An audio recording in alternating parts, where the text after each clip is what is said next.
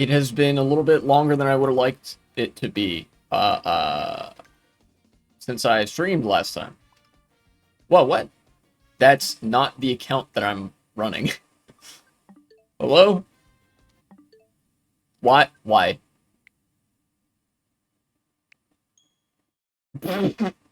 Alright. Wrong account, guys. Wrong account. What? Friend requests. Hold up. I don't know who that is. I'll check that later. uh, I hope friend requests don't expire or nothing. Okay. Press L and R to start. Very good. Alright. Single player. No, not single player. We could go to the map. Yes. Alright. So, as I understand it, can you guys see on the bottom left? Yes, you can see. I've collected all 150 question mark panels.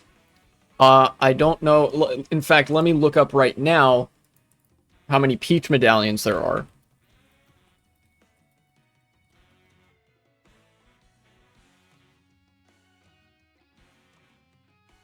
How many Peach medallions are there?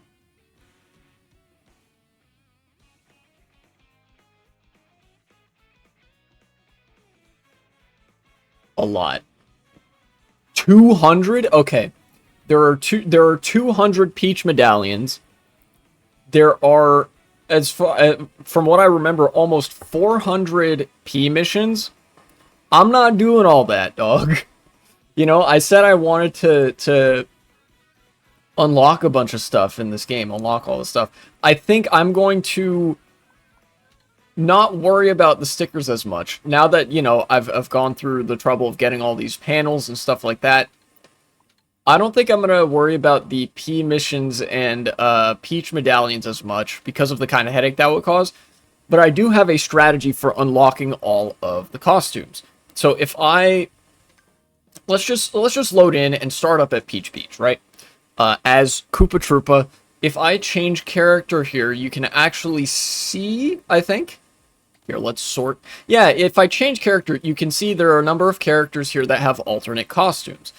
And as far as I know, there should be a certain logic. You can see these are the costumes that are locked. There's a certain logic to which costumes are unlocked where. You can see there's a number of regions, a number of biomes on this continent here, on this island.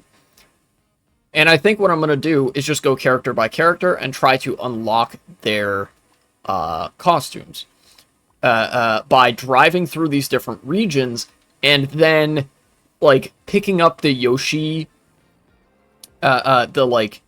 Yoshi burger stuff, like the Yoshi's Burger Place food items, to try to unlock all those costumes. And once I'm done with that, I might pick up any of the... I might pick up some P missions or, like... Hey, look at that, I'm a sailor now. I might pick up some P missions or Peach medallions on the way if I see them. But otherwise, I might kind of leave it at that. It depends on how many I pick up. If I go through the trouble of getting all these costumes, and it seems like it might be attainable, like not super unreasonable to get all of the P missions and Peach medallions as well, then maybe I'll do that. Otherwise, I wouldn't count on it necessarily. So that was the one thing that was the Yoshi's Burger food item from GCN Peach Beach. So now let's go up towards... Oh, there's a P mission. Let's go up towards Wario's shipyard to try to find more of those Yoshi Burger places. Because I feel like there's a compartmentalization. There's a compartmentalization to to like unlocking costumes and stuff by way of like going around and you know, collecting all these food items, that makes it a lot more digestible as opposed to the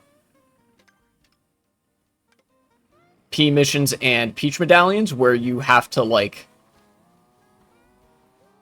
get all fucking 400 of them or 200 of them, depending on which one we're talking about at any given point. There's a P mission down there. Oh, I already did that one though. Okay. I don't like that some of the reflections cause the P missions to still look blue.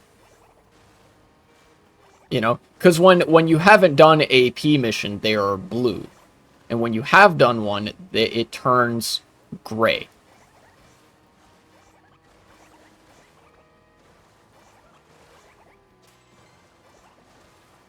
Oh, would you look at that? I'm still unlocking some things from just doing tricks and driving around and stuff. All right, let's grab one of these. And it seems like I'm in the same region, so I'll probably be getting the same thing. Let's go back up this way. And go towards the snowy region. Let's go towards like DK Pass or something.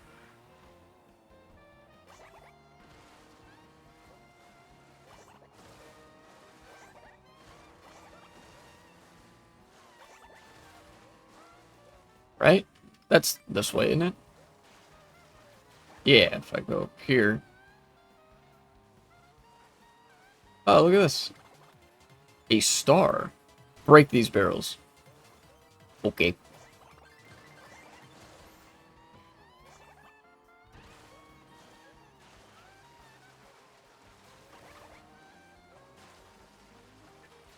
When I get a moment here, I do want to talk a little bit about probably the one thing of major political import that I felt like I wanted to talk about today. Well, one or two, maybe. I don't know. There's a couple of things of political import that I think would be good to discuss on today's stream. Oh, what am I getting here? Hey, all-terrain Koopa. Very nice, very nice. Okay, so I assume that's for the snowy region. So now what I'm going to do is I'm going to start going this way, towards Boo Cinema.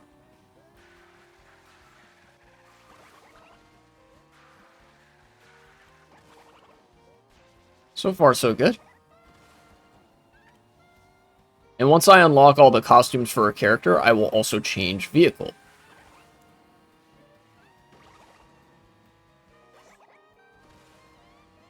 Very good.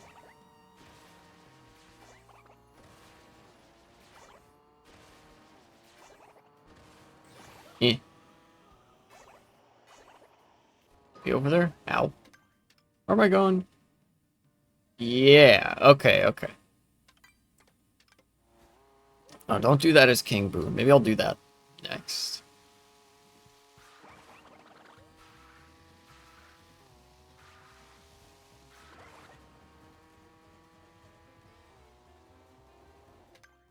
Where am I headed here?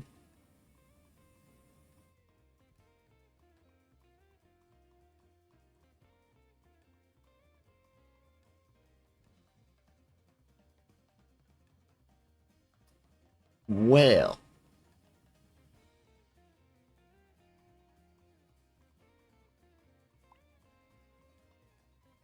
Can I even see it's hard to see the like the road on the snowy terrain. It's hard to see like what it looks like, funnily enough. Maybe this is the right way, I don't know. I know that there's a function on the map where you can just select a course and it'll like transport you there automatically. But I don't particularly want to do that. See, where would I be going? Yeah, I might have to go through like Starview Peak or something to get where I'm going. Eh. Okay. Yeah, okay. I kind of like driving around in this game.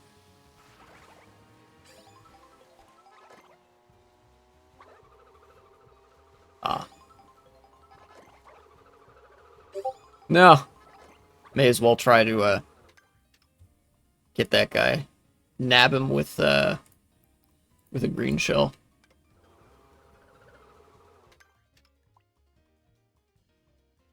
Okay. So this leads up to the course up there.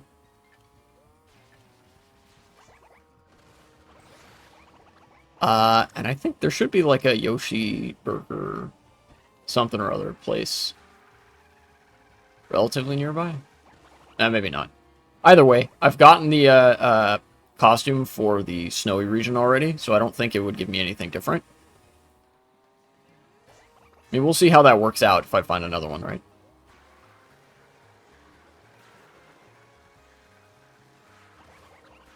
I guess since this part is mostly going to be just me driving, I can talk about those things that I was mentioning. Okay.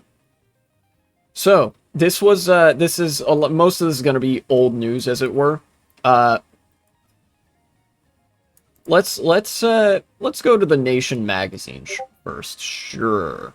The Democratic Party realizes on some level that it lost the 2024 election. Crazy, you know. And so the party heads have decided to do like an autopsy, as in like, you know, what went wrong? How do we fix this? What's like you know, what's the problem here? How do we not lose next time?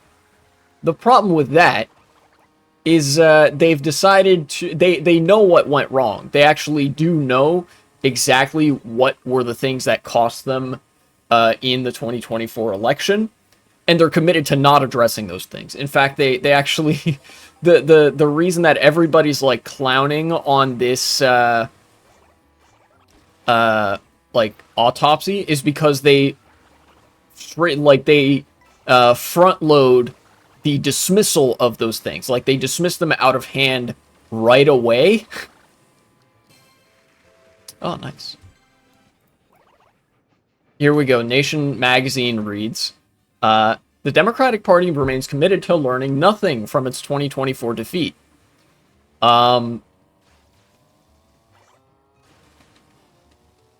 The Democratic National Committee's forthcoming quote-unquote autopsy is a cover-up to protect the failed leaders who lost twice to Donald Trump. Okay, so this railroad is going to take me that way in some measure. Right? Yeah, okay, we're on the right track here. Literally. Oh, a P mission, look at that.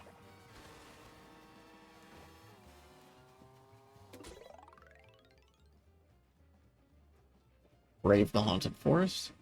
Let's see. No! Fucking Atlantic. Get that ad out of here. Stop. Jesus, dude.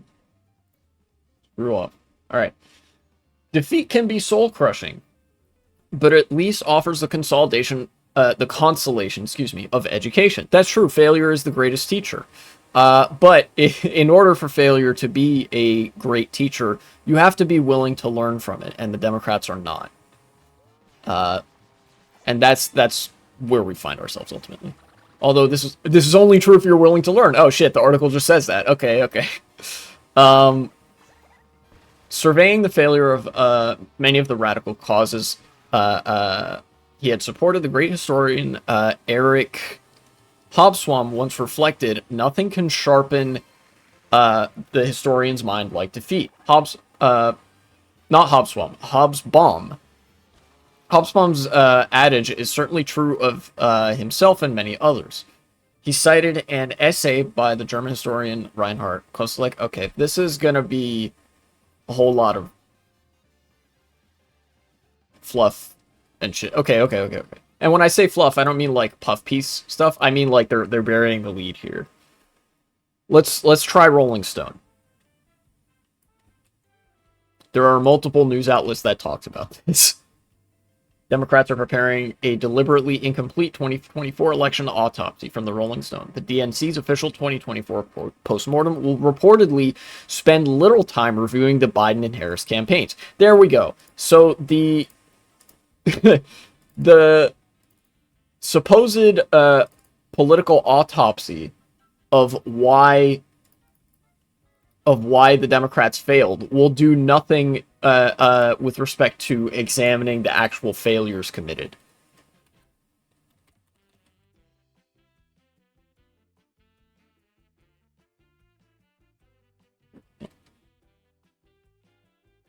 Give me 1 second. I need to look for a paywall bypass because I fucking hate news outlets. Archive.org. Please. Not archive that URL. What about archive.is?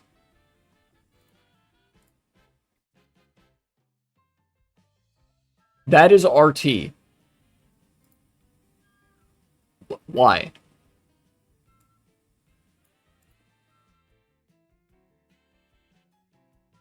Okay, remove paywall to the rescue.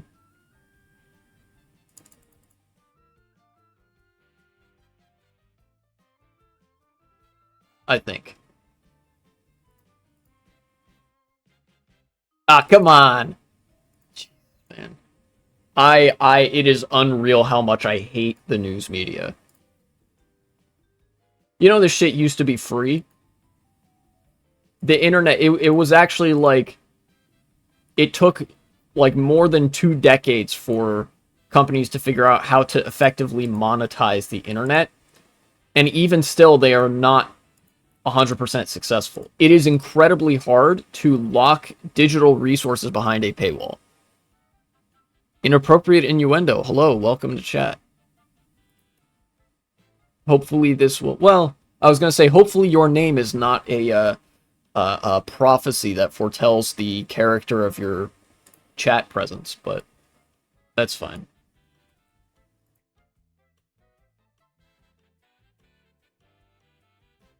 You know, I was gonna say that, but I realized I don't actually care. It's like, you know, you read the rules. Everybody has to read the rules before coming into chat, so you know what the rules are. Okay, New York Times, please. Jesus Christ. Ooh. You know, yet another example of Trump being correct in a way he didn't intend when he said that the media is the enemy of the people. He was cooking with that one. You have been blocked from the New York Times. Great, thanks. Fuck off. Oh my god, dude.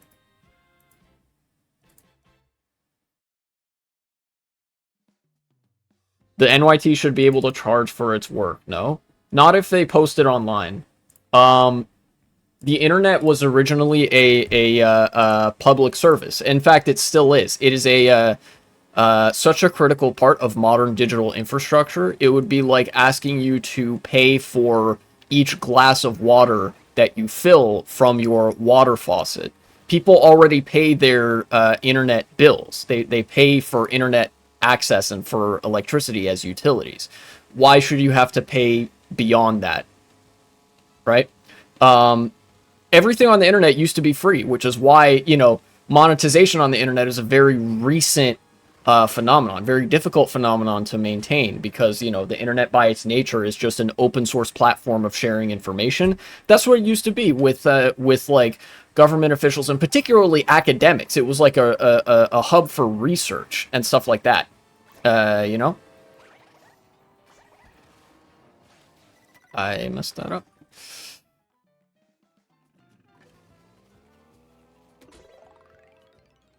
It like there had to be a decades-long push by people should be able to charge for their labor. That's not what I'm talking about, dumbass.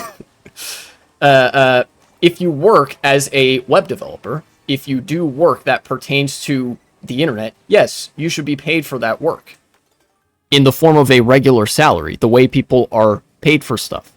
The internet is not fundamentally a marketplace. It is, like I said, it is an open source hub of information exchange. You wouldn't, like, Only a fucking scam artist would charge somebody for hearing something that they have to say, you know?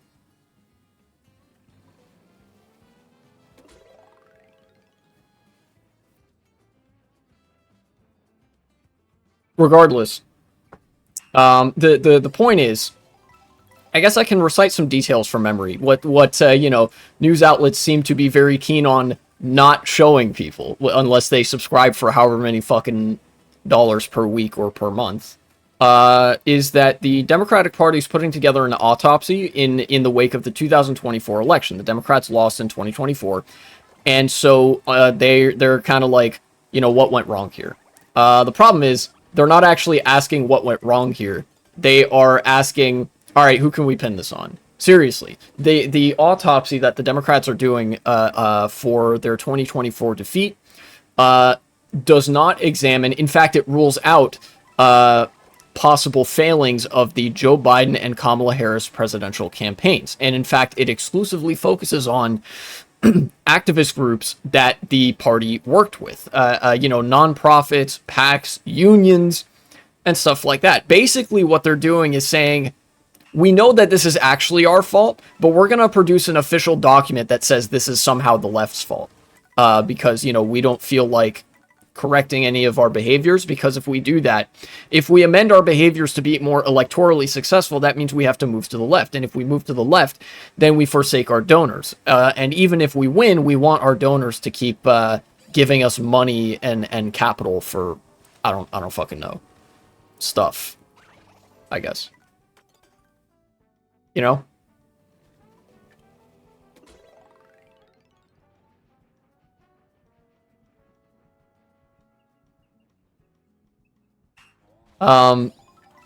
In my mind, it's just another nail in the coffin of the Democratic Party. Deservedly so, I believe. This mission is not possible, is it?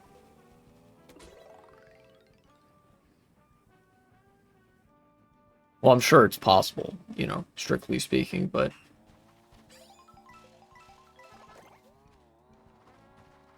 Brother. Okay, you gotta do something like this. Alright, I'm almost positive that's not how you're supposed to do that, but whatever. Oh, the New York Times article loaded. Alright, great. I did that fucking thing where you, like, halfway refresh it, and it gets you around the paywall.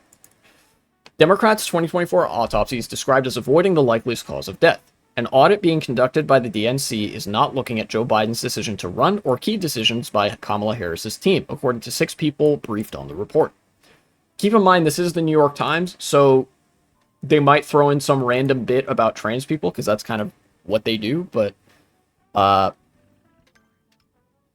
aside from that, I don't expect them to, like, grossly misrepresent this, because they, you know, politics is sort of compartmentalized in that way to most people. The DNC's examination of what went wrong in the 2024 election is expected to mostly steer clear of decisions made by the Biden-Harris campaign and will focus more heavily instead on actions taken by allied groups, according to the interviews with 6 people briefed on the report's progress. The audit, which the committee is calling an after-action review, is expected to avoid the questions of whether former President Joseph R. Biden Jr., John President, as it were, should have run for re-election in the first place, whether he should have exited the race earlier than he did, and whether former Vice President Kamala Harris was the right choice to replace him, according to people briefed on the process so far. Nor is the review expected to revisit key decisions by the Harris campaign, like framing the election as a choice between democracy and fascism, and refraining from hitting back after an ad by Donald Trump memorably attacked Ms. Harris on transgender rights by suggesting she was for they, them, and Trump was for you. Unfortunately, as much as that, like, does sound stupid, it is a really good campaigning line.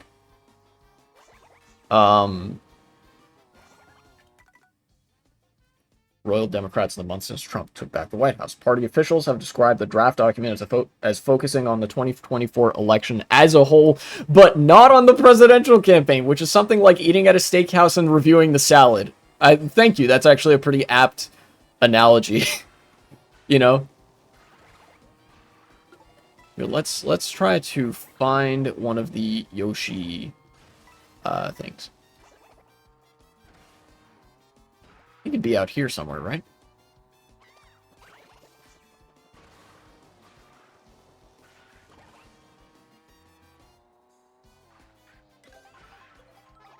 Aha! That just turns me back into Sailor Coop. Okay. Producing a tough-minded public review of a national electoral defeat would be a politically delicate exercise under any circumstance, given the need to find fault with the work and judgment of important party leaders and strategists.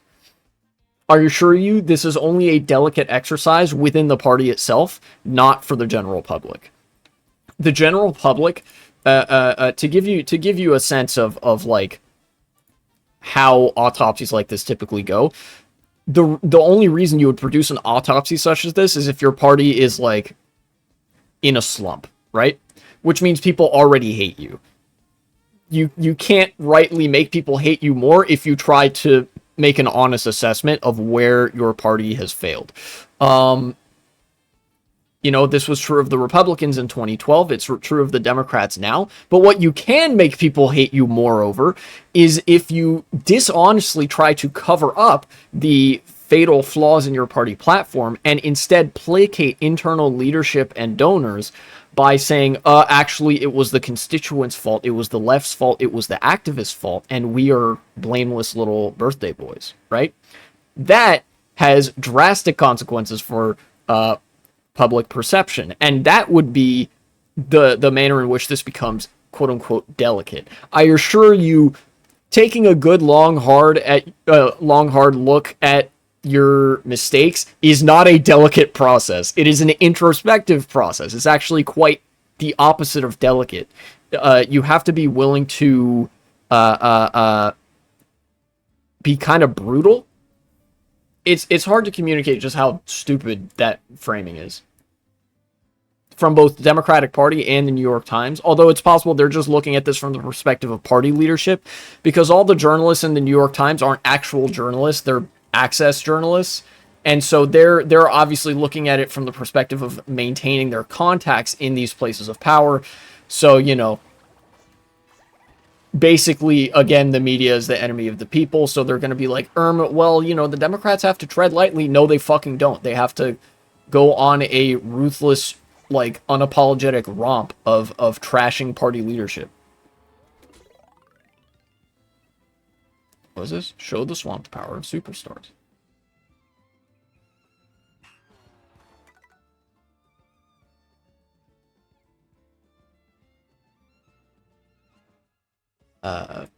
Judgment of important party leaders and strategists. Like I said, this is only a delicate matter to the party leaders and strategists that you would be critiquing. It is not delicate for anybody else.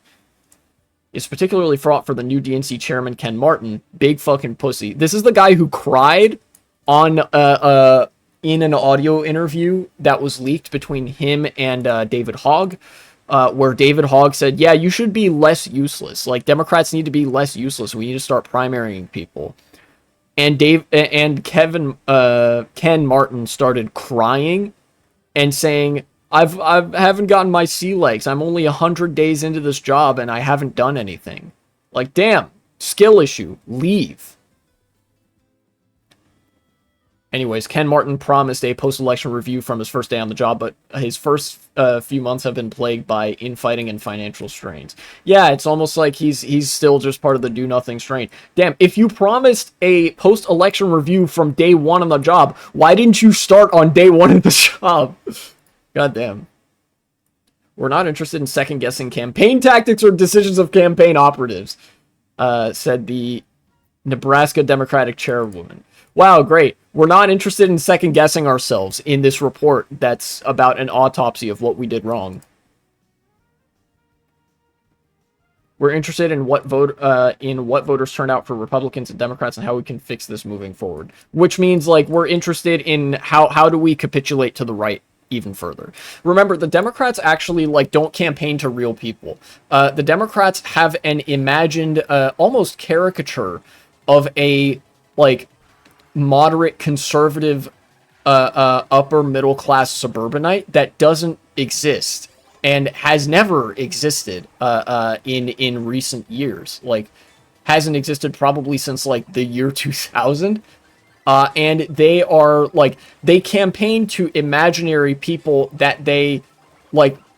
Well, imagine that they can gain from Republicans and something like that, with no regard to real political circumstances or you know, real guidelines of like how activism works and how you need to radicalize your existing base rather than convince people like on the other side. Like we're dealing with a moment of like it's fascism versus barbarism, or excuse me, not fascism is the barbarism, socialism versus barbarism being the fascism. And the Democrats are like, but how do we appeal to the pro-barbarism voters? You don't!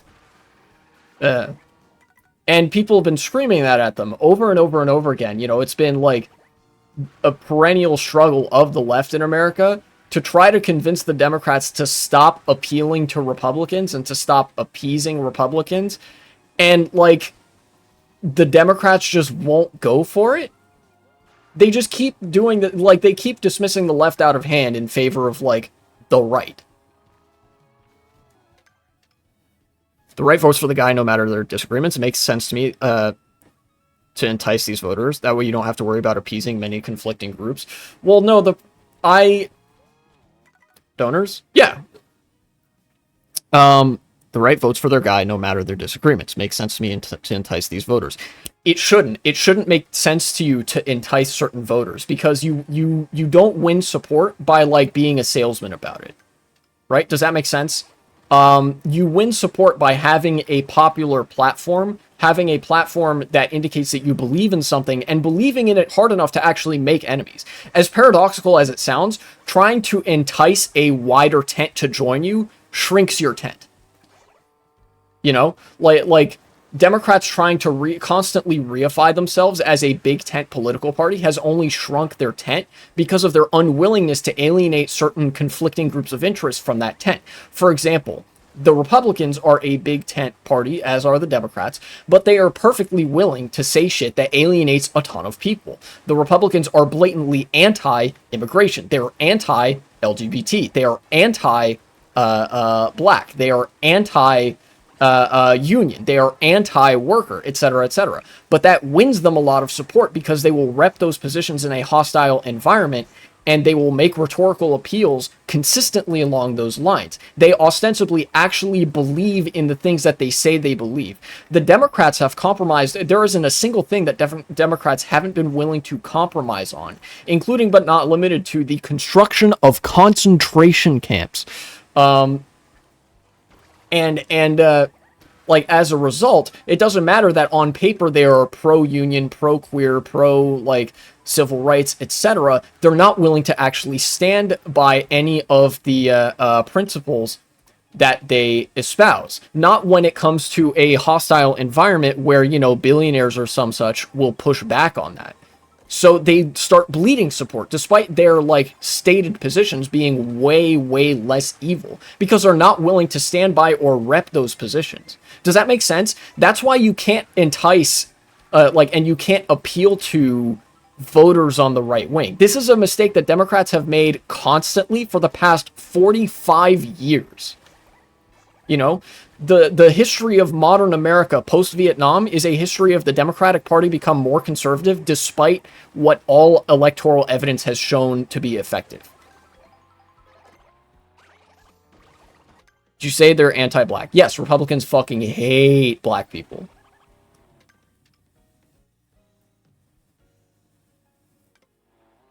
you know. And yet, even still, there are black people who vote Republican because there's an ideological consistency that draws people in, and because of various like psychosexual insecurities and like pathologies and the need to prove yourself as one of the good ones that I'm don't have a psychology degree, so I can't fully explain.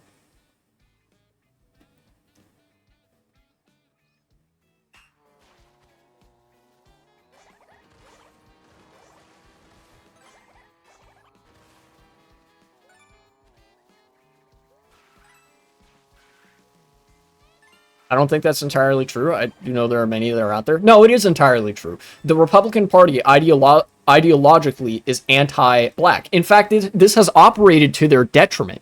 The Republican Party is actually so racist that it has prevented them from getting inroads with a quite conservative black community. The black community in America is pretty conservative and is actually a not too insignificant force keeping the Democratic Party from moving further to the left. They are obsessed with virtue signaling two token groups of people, and one of those groups of people is the black community, which is very conservative in a way that very frequently aligns against their own interests, right?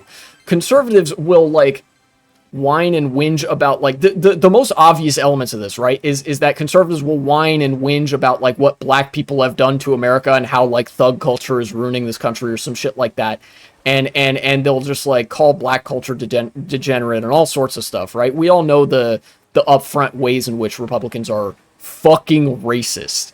But their policy positions actually compound on this. Republicans are anti-education. They are anti-affordable housing. They are pro-suburbia. They are anti-public transit. All of these are axes along which segregation was enforced and reinforced constantly in the 1950s and 60s, right? The segregation of schools, the integration of schools being fraught with opposition from the right wing, and with the introduction of charter schools and private schools and stuff like that, and practices such as redlining that to a certain degree are still around. Republicans hate public education for two reasons, and two reasons, well, actually three reasons only. Number one, they are pro-pedophilia ideologically, so they want to be able to molest kids, and if kids are educated, it's harder to do that. Number two, they are pro-billionaires and pro-capitalism, and if people are well educated, it leads people to critically analyze the systems that they are brought up in and that they live in, which includes capitalism. So education is a threat to capitalism, thus Republicans hate it. And number three, education has been a massive like egalitarian force in race relations in America, and in fact, there was a massive wave of black people getting a raised quality of education post like integration, and a massive wave of fear mongering over that exact thing by Republicans who were pro segregation. The opposition to public education and education as a concept from Republicans is as much about race as it is about anything else. It's not like they don't like people of different color. They end up doing stuff like gang culture, which they don't like. No, they straight up do not like people of different colored skins. It is that simple. If we're talking about an in-racial, like a within-race context, I guess like there's racism in like within minority communities against their own, like against their own other members of like that minority. And in that sense, you might call it colorism. The Republicans are literally a colorist, racist party. There are just some ways in which it's like not electorally advantageous to state that outright, or like would be too electorally damaging even against a force as incompetent as the Democrats. No.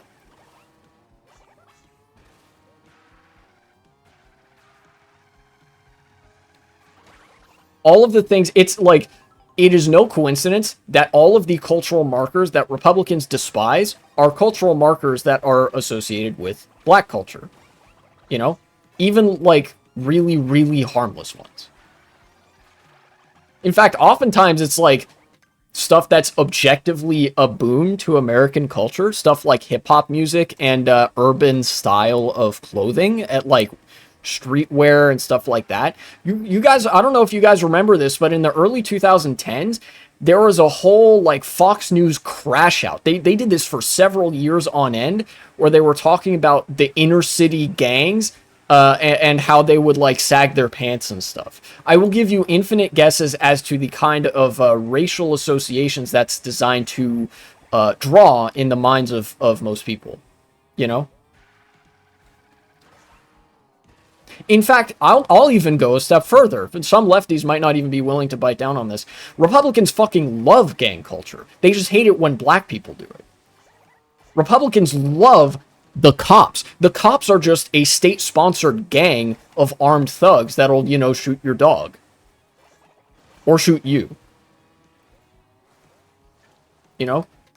It is purely a race thing for Republicans. I mean, for shit's sake, do I need to pull up the image where it's like the fucking guy that was like posted a picture of a football player and his high school girlfriend or whatever, and said like, this is what the Jews took from you or something like that, or like any number of images of like I don't know, an interracial couple and Republicans freaking out. Do I need to fucking pull up the social media posts about this, and like how narratives such as they're eating the dogs, they're eating the cats went from like, in the span of 2 days, went from far right Twitter to the fucking office of to the like office of the president, and now like mainstream news outlets. They're racist. Well, I don't like. You're kind of preaching to the choir. I mean, with Mr. Imunov, clearly not. I don't know, like, what evidence I would need to present to say, like, yeah, Republicans don't like black people. I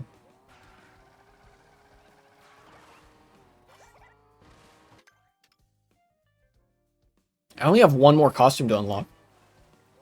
There are crazy Republicans and there's people like me, although I respect your opinion. Alright. All Republicans are crazy, but I appreciate that you respect my opinion. At least enough to not, like, call me a degenerate or something, which is a pretty low bar, but yeah.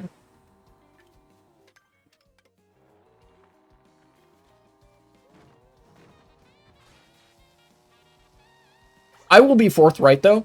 I do not respect the opinions of people who will earnestly argue that the Republicans are not a racist party and a racist coalition. You know? I respect that you have that opinion. I don't respect your opinion. I don't respect the analysis that led you to that conclusion. If that is the opinion that you...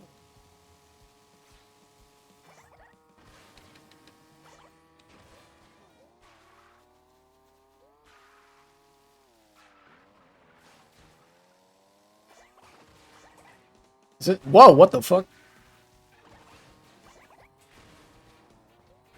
I don't know how that works.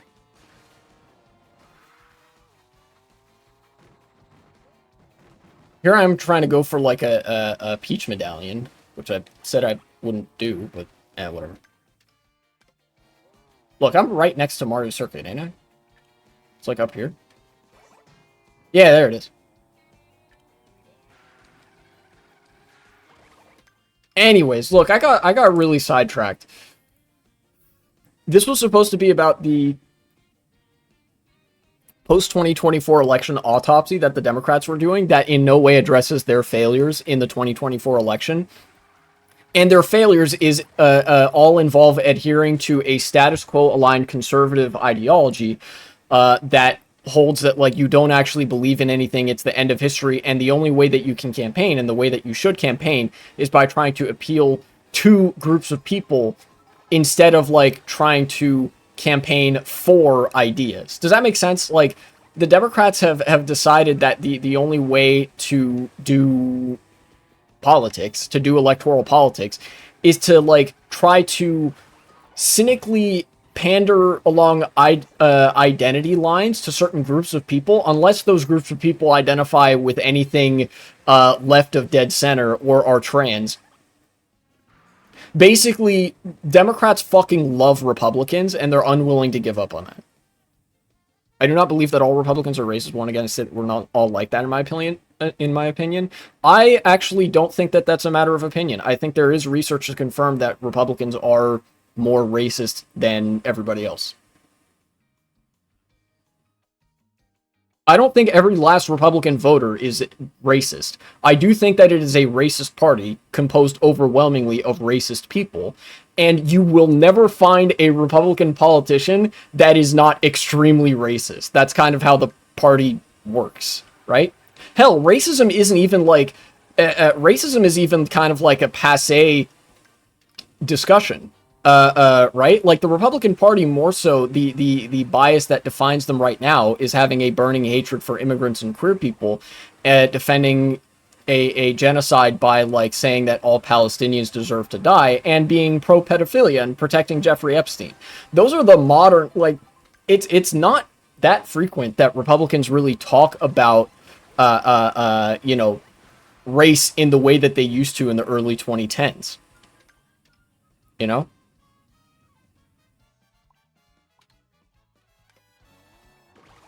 Like, they don't do that much anymore.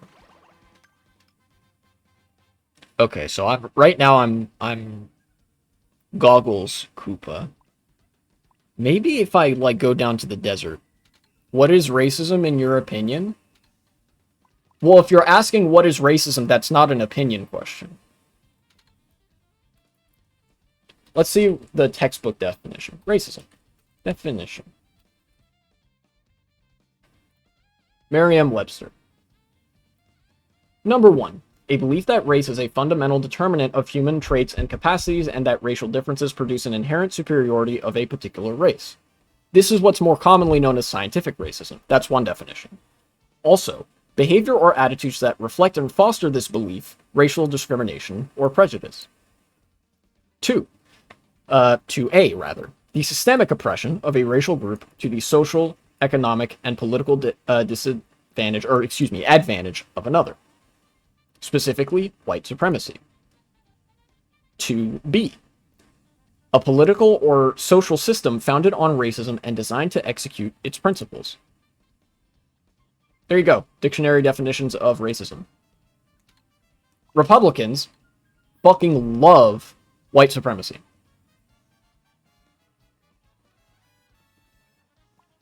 And they support numerous either hard or soft white supremacist political systems, policies, practices, cultural norms, and so on. It to such an extent that when they are confronted with the reality that these things are white supremacist, if they weren't overtly white supremacist before, then they will simply own the white supremacy. They'll say like, well, yeah, then I do just believe that, you know, black people are inferior or whatever, right?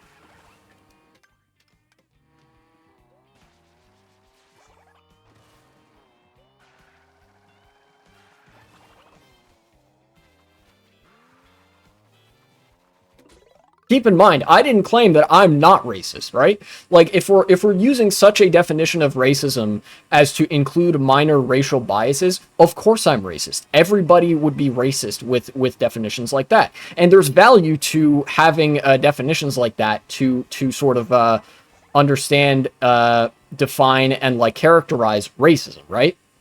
What I'm arguing is not that I'm so pure and anti-racist, right? I support anti-racist things. I support the destruction of white supremacy as a set of systems, norms, and institutions.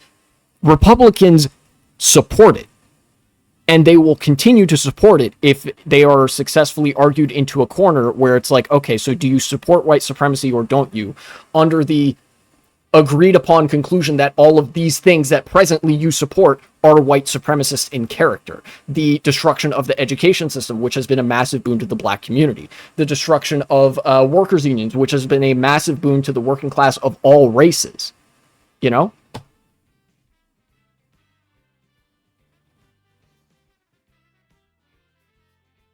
So that's what you believe racism is? That's what the dictionary believes that racism is. If you are calling this opinion, then, like, you're being dishonest. The definitions that I read to you are only opinions insofar as an expert linguist opinion, or the opinions of, like, thousands of linguists collected into a massive collective understanding of the English language is an opinion. If you're saying that's an opinion, then you don't believe in anything. You know? Like, dog, we're dealing in dictionary definitions here.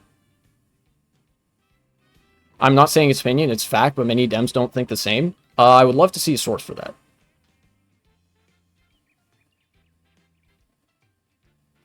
Again, like, if you're going to try to argue to me that, like, the Republican Party isn't racist, or that Republicans, as a general statement, are not racist, then you're fighting a losing battle, and I think you know that you're fighting a losing battle, and I don't think you believe anything you say.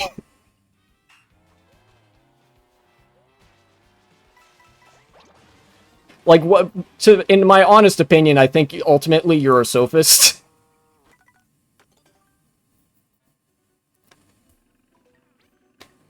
Technically, when you think about it, everything is an opinion. Ah, baby's first anti-empiricism. Oh, so you're a religioid. I see. Hey, if out of curiosity, if I took away your Bible, how would you determine right and wrong? For example, like, you're not allowed to refer to the Bible. Pretend the Bible doesn't exist. How do you determine that murdering somebody is wrong? You can't invoke the Bible or God.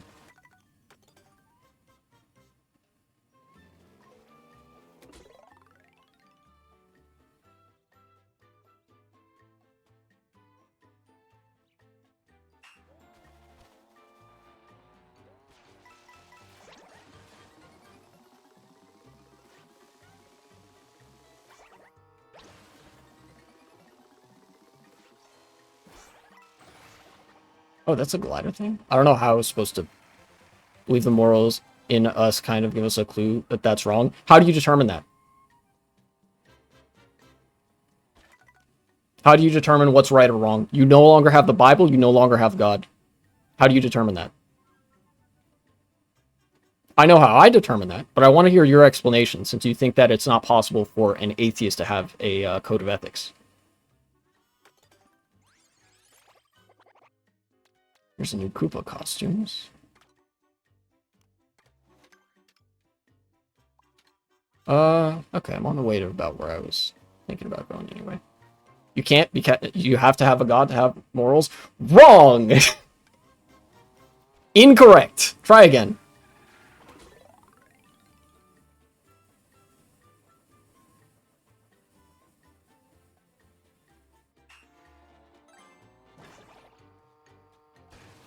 There was a time before religion, there will be a time after religion. How do you determine that killing somebody is wrong in a context where there is no religion?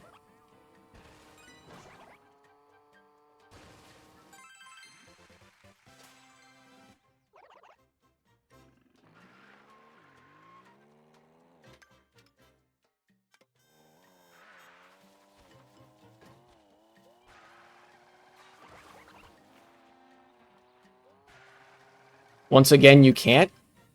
So then you're a retard. You've been poisoned by the Bible. Here, look, I'll even give you the answer. It's not a difficult answer. Killing people is bad because when people live, that's good.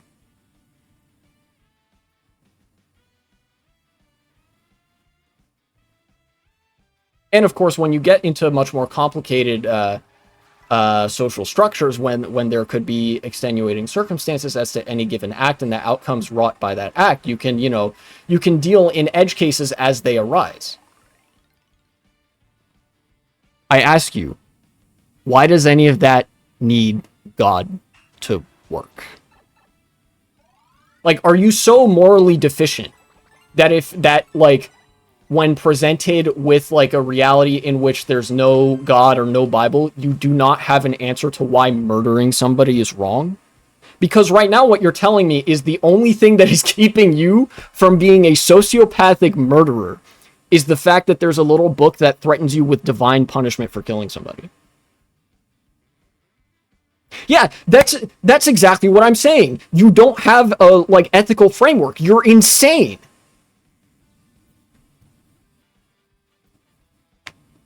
Why is it wrong? Because killing people is bad. I don't know if you know this, but there's a thing called axioms. Human flourishing is good. Why? Because it is. I don't have to provide a further justification. Because I fucking said so, right? But your answer to that is because God says so. Remove God from the picture. Why is human flourishing good?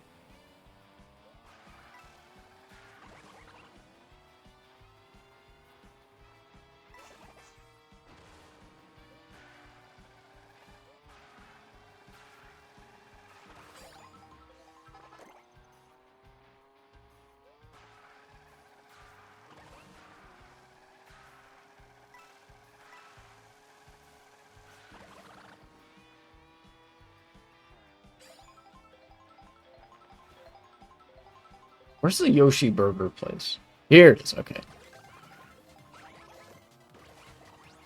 Just gonna transform me into something? Yes, it did! Okay, I have all the Koopa Troopa costumes. Nice.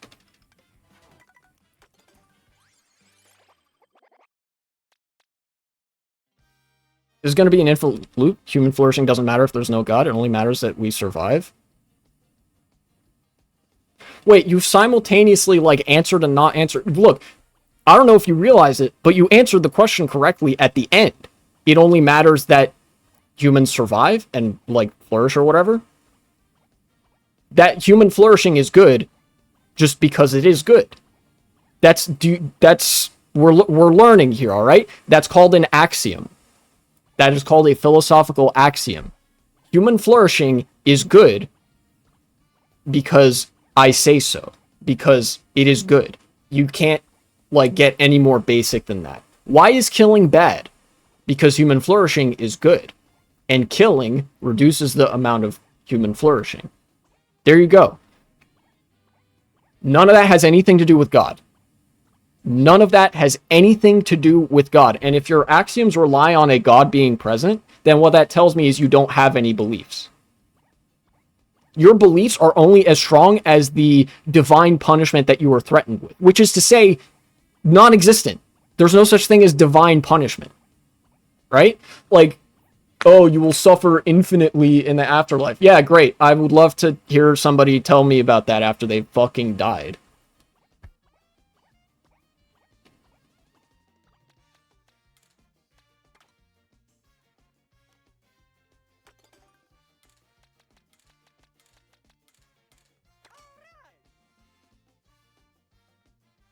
How was the Earth created? That's a complicated question that has a complicated answer.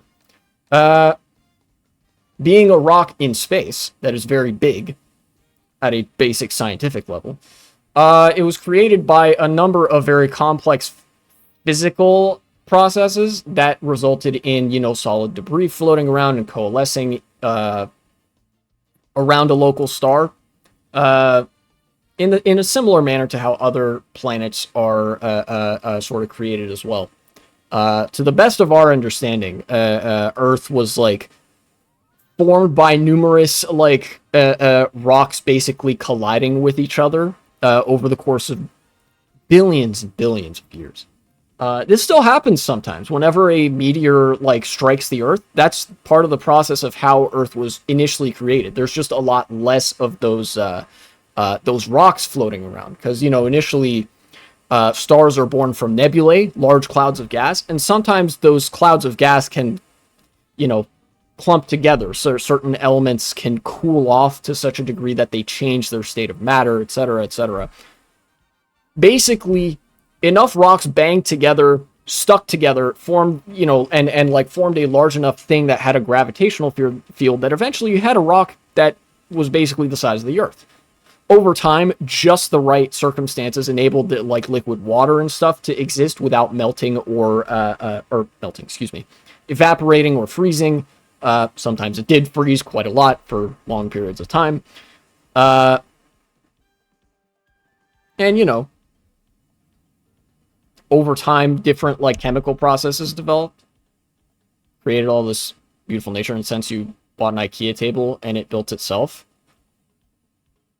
Look, if this is gonna be, like, some shit where you're trying to argue that some random hand of God created this shit, then I might as well just ban you now. So let me know if you're trying to, like, argue some fucking divine creation theory bullshit.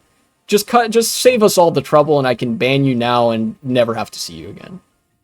Because what you're dealing with here is what you're dealing in here rather is fundamentally anti-empirical thought. What I'm citing is well, theories and hypotheses that have been built on the collection of evidence, right? Things that we know happen over a long period of time that result in other things happening, right? A exists, A leads to B, leads to C, you know? But if you're going to sit here and tell me that, like, oh yeah, and then he rested on the 7th day, then, you know, please let me know. Again, I would like to save myself the headache, if possible.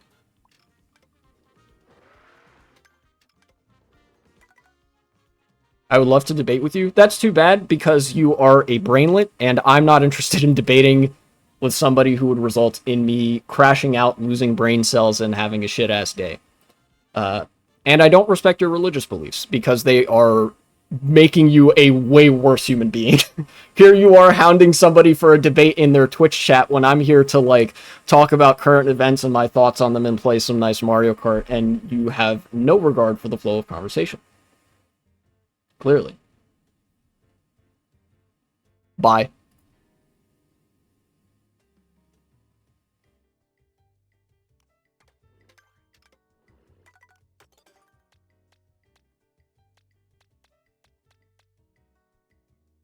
I fucking hate these people, dude.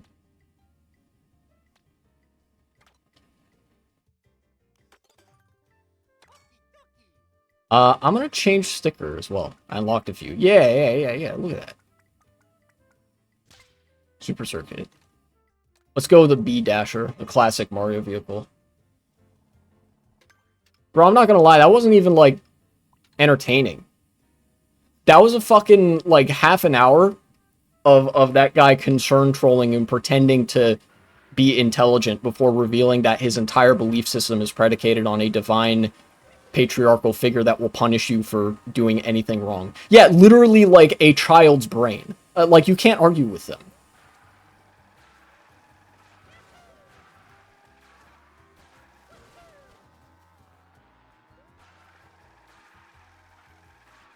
Like, I don't think people at home might not realize how insane it is that that guy admitted that if he murders somebody, he wouldn't be sorry he did it, he would be sorry he got caught. People have no fucking idea how insane a religious framework of belief makes you, especially in this country. Jesus Christ. Ugh.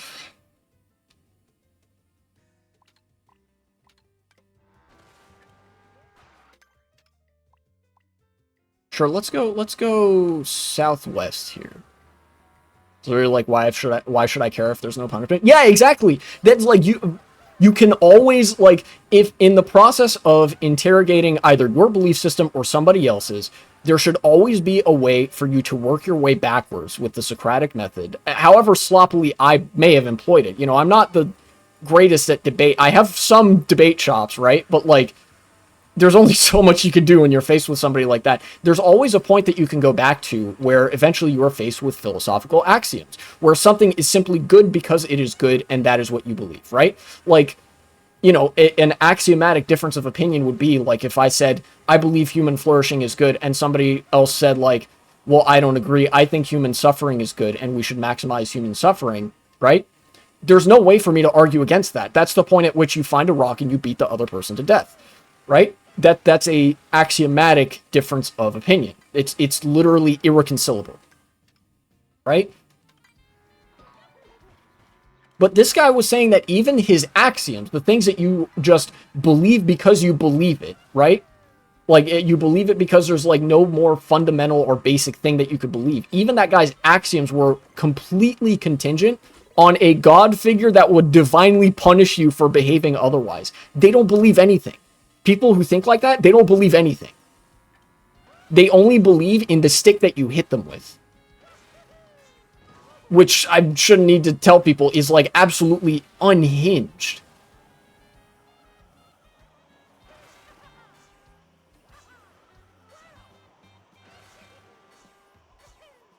Mine's more like, I like something. Yeah, and look, that, you know, we're talking about philosophical axioms, right? And, like, it's a point beyond which, like, you can't go any further back. So, like, sure, whatever, right?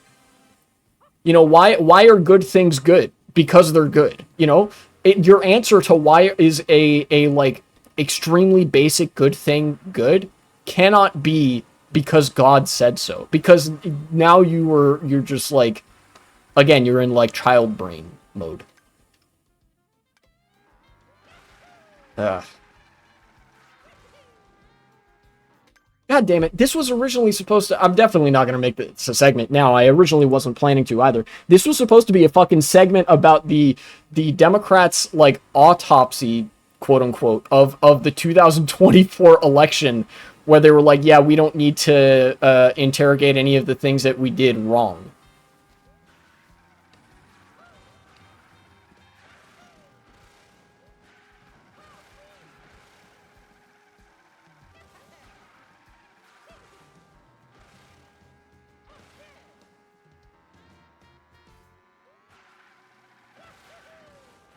Is that as an argument on why these people can't be reasoned with? I guess I could. I suppose that does kind of work as an argument to demonstrate, like, the conservatives are literally incapable of using their faculties of reason. You know, they have no faculties of reason anymore with which to engage with society. What's this one? Same thing.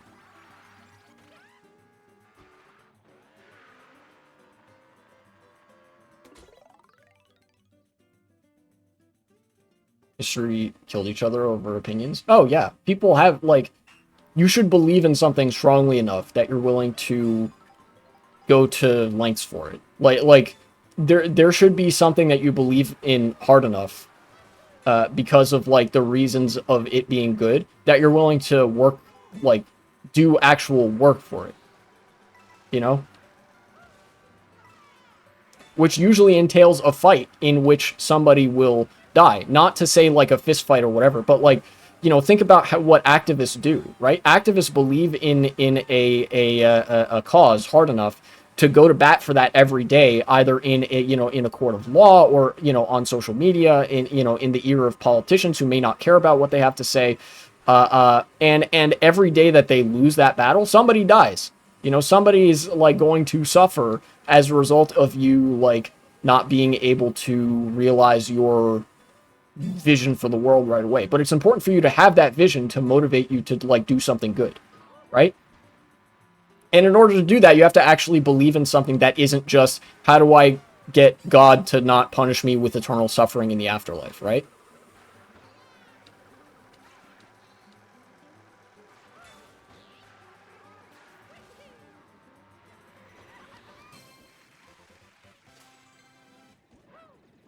Ay, ay, ay.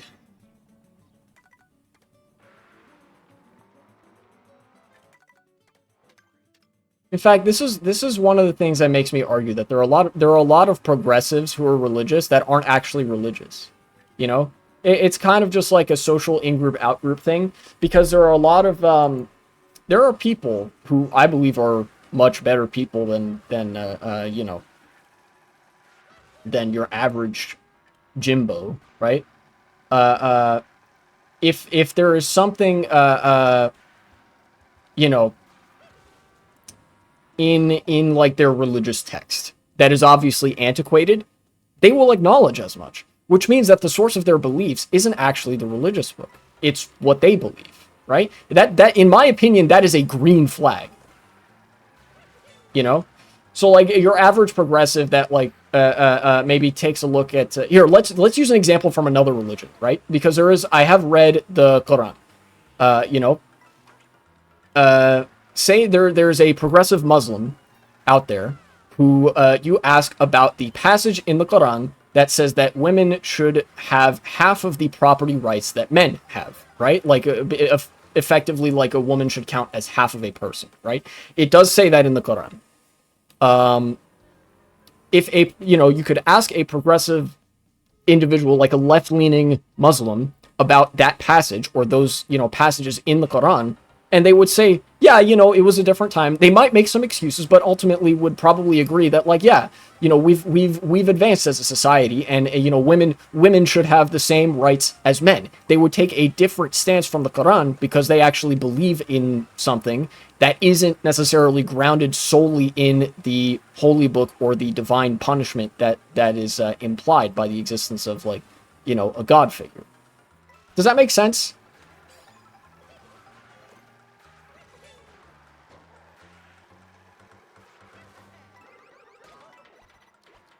Stuff like that is a major green flag in people. And when that is decidedly absent, when people are obsessed with the holy book or the God figure as the source of all moral and ethical belief, that is an enormous red flag, because you could pose them the simple question, as you saw me do there, you could pose the simple question of, okay, if there's a context in which you don't have the God figure or the holy book, why is killing somebody bad? Can you answer that question? They actually can't answer. Or worse yet, they would answer it with, well, it wouldn't be bad if there was no God figure present.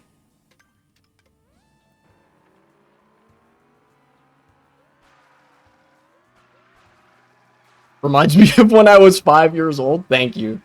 I needed that. It's like 10. I was like, this guy makes no sense. Time to throw into the trash. That's a relatively similar ideological or ideological religious arc of thought that I followed when I was a kid. Although for me, I think it was when I was like 12 or 13, and I was like, religion doesn't make any fucking sense. You know, the concept of a god, like, doesn't make sense. You know. Initially, it was just kind of like the edgy. It was like a kind of edgy teenage coded rejection of religion. But the more time grew on, the more I like kept getting reified. Like the more I questioned it, and the more I thought about and read about, like, religion and like the character of certain religious groups and stuff like that, the more I was convinced that, like, okay, yeah.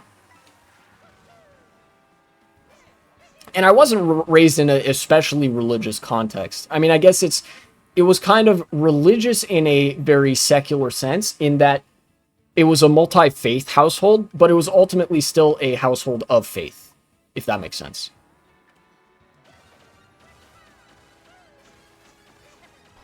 But I think they taught me something way more important than, like, faith-based belief or whatever, which was critical thought. So, you know, bye-bye Bible. Is that green? No, that is blue. I can go do that one. Wasn't even dramatic. One day I was like, wait a minute, reality just don't make sense. Goodbye. Yeah, I don't know if mine was as sudden as that, but yeah, good, you know, good on you. Sometimes, you know, people say, like, nobody just wakes up and realizes whatever. Sometimes you do just wake up and realize some shit. You know?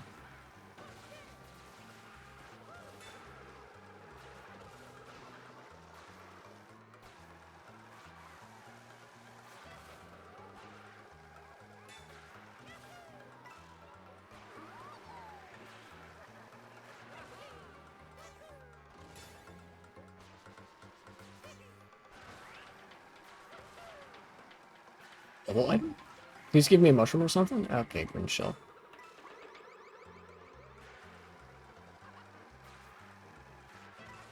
I don't think these are even races, but I mean, I'm just driving, right? Like, you get the credit for, like, completing the mission or whatever, regardless of whether you're in first, however that's, like, determined. I guess it kind of isn't determined, right? There's no position counter. Huh. Anyways, look, once I'm done with this mission, I think I'll be able to go back and do a little recap of the they added that for fun. Yeah, yeah. Once I'm done with this mission, I will go back and do a little recap of that segment that I was doing, or, you know, segment. It's not going to be on YouTube or anything. The Democrats' autopsy, air quotes, of the 2024 election that doesn't include anything that they did wrong in the 2024 election. All right, let me turn around and start heading this way. I might even go to Crown City down there. So basically, the Democrats took an L, and they were like, why did we take this L? And they immediately realized, oh shit, we took this fat-ass electoral L because Joe Biden was old plus L plus ratio, and also because of Gaza, and because of, like, the fucking consultants, and we hate our constituents, and etc., etc. They knew exactly what they were and what they got into and what they did wrong. So they realized they couldn't actually take a good introspective look at the failures of the Democratic Party in order to gain electoral success in the future. So the best they could do was muster an ersatz of the same, an ersatz of like introspection to be like, why did we lose in 2024? Basically, they assembled this report to just, have all the consultants go in a room, act like they're the bronze thinking statue for a few minutes, and then come out and say, Eureka! It was the left's fault. Without actually implicating any of their own leadership or consultants. Great job, team. We have changed nothing, and definitely revitalized our image in the eyes of the American public. In parentheses, they haven't. And then they just continue to lose.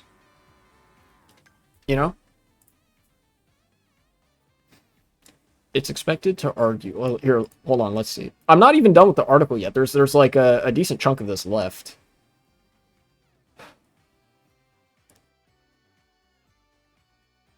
Locked out of power at the federal level, Democrats are struggling to show that they've taken to heart the message that voters sent in November and are well-suited to regain power in future elections, without actually doing anything that indicates that they are a competent political party that cares for the interests of its constituents or is willing to change their behavior to regain power in future elections. Of course. The review, which was begun in March and led by Paul Rivera, a veteran Democratic operative, is not yet complete, and the report is not fully drafted. Interesting. So they're not even done with, like, the draft yet.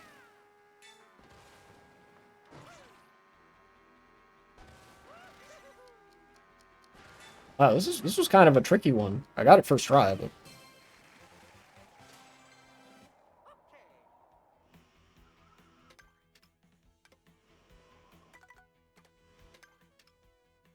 I guess I'm going the right way for what I'm thinking of. Here, let's see. Mr. Rivera nonetheless has begun briefing people on what the report has found so far, and those briefings suggest that the Democratic autopsy will avoid addressing some of the likeliest or leading causes of death. Among those is whether Biden should have run for re-election. Some of Harris's top aides have faulted him for dropping out so late, and that she had just 107 days to campaign as the presidential nominee. Undoubtedly a factor. This was definitely, this definitely mattered. And of course, it also mattered that Harris ran a shit-ass campaign once the DNC got a hold of it, because they excised anything that would have even remotely appealed to people. Remember how, Tim Walz was actually calling Republicans extremely weird and, like, creepy? The DNC got rid of all that in favor of the boring-ass, tried and, like, fucking lazy, doesn't fucking work messaging of Hillary Clinton's campaign, like, haha, it's her turn, What am I looking up here?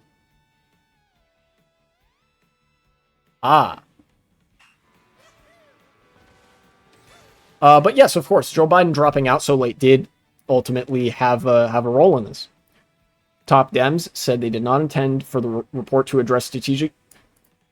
Top Dems said they did not intend for the report to address strategic decisions made by leaders of the Biden and Harris campaigns. Indeed, in a sign of the report's narrow scope, more than half a dozen people who are senior officials on the campaigns say they have not yet been interviewed. This party's fucking dead, dude. This party cannot die fast enough. DNC officials caution that interviews were still taking place, and the report's conclusions might change before it is released this fall. Yeah. They're trying to cover their asses with this one.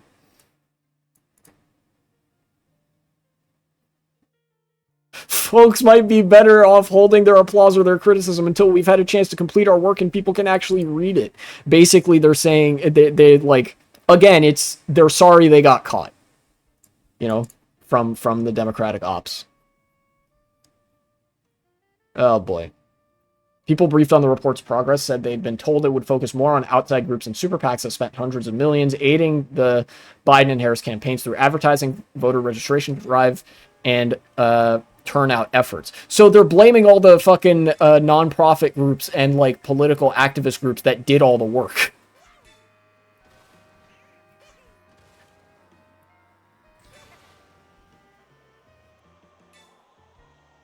Oh, I gotta hit the pole? Okay. Got it. The days of us spending millions and millions of dollars on traditional TV ads are over, and I do think that this report will put an exclamation point on that. That's undoubtedly also a factor, not a huge one, right? But it is a factor that like people won't fucking watch TV ads.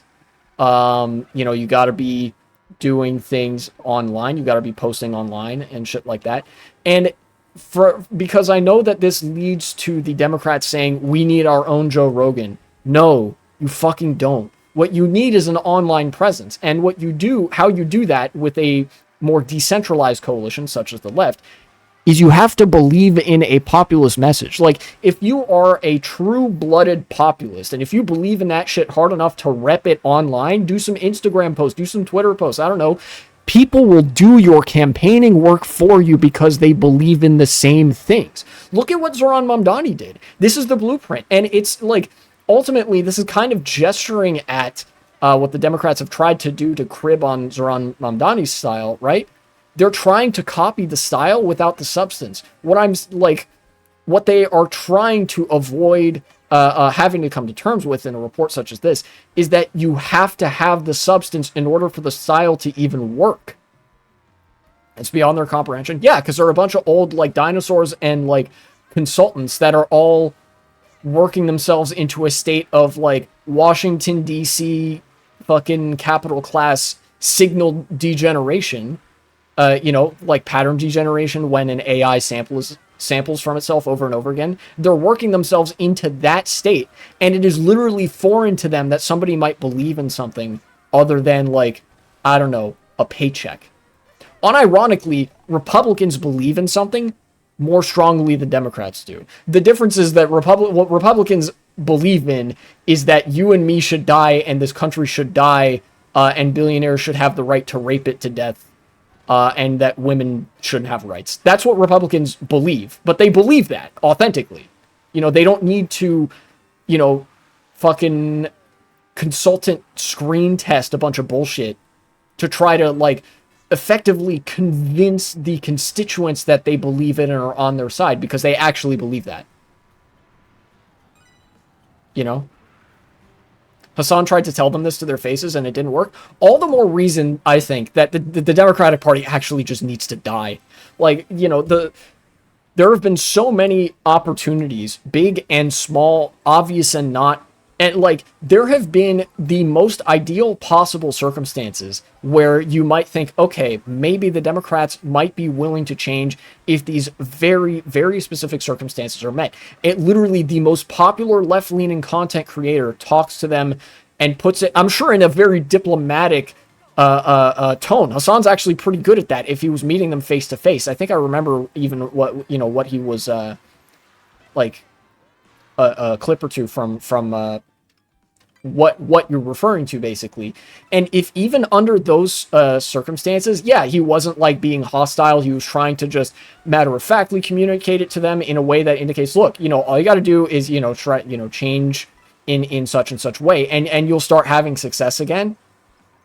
And the Democrats still didn't go for it, like refused to go for it. There is no saving the Democratic Party. So we instead must save ourselves from their failures. I think I gotta go south here.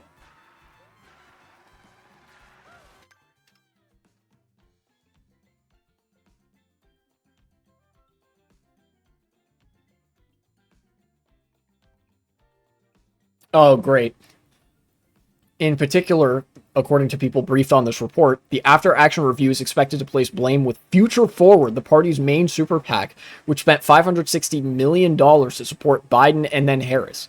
They said the report would argue that Future Forward had spent far too much propping up Harris and not enough attacking Trump. Dog, I'm going to hold your hand. DNC, I'm going to hold your hand as I say this. That was the fucking problem that you suffered from. You attacked Trump too much. Trump is too popular. You know, you have to not only attack Trump, like obviously no political campaign can function if you don't attack your opposition. You have to realize two things. Number one, Trump is not your only opposition. Attack the fucking Republicans as a bloc, as a party, as a unit. They sure as shit attack Democrats enough. I don't see why they're still adhering to this double standard. Well, actually I do, but you know, from the perspective of them winning, it doesn't make any sense. You know, and then also you have to be willing to rep yourself. You know, you have to believe in something hard enough that you're willing to rep yourself to a bunch of people and be like, look, this is what I want. That, you know, this country has a future. This is what that future looks like. Not just some tweaks around the margins bullshit. Not some like dumbass Clintonite pandering to like protect the boys in blue or whatever. Like an actual, at the very bare minimum, social democratic vision for what America can be, and a massive bolstering of the welfare state and of the power of workers in this country, and systems of education and healthcare and whatever the fuck else, right? You have to believe in that. I fucking love these sections. Get out of here!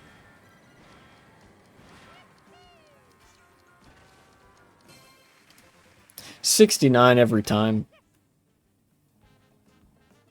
Nice.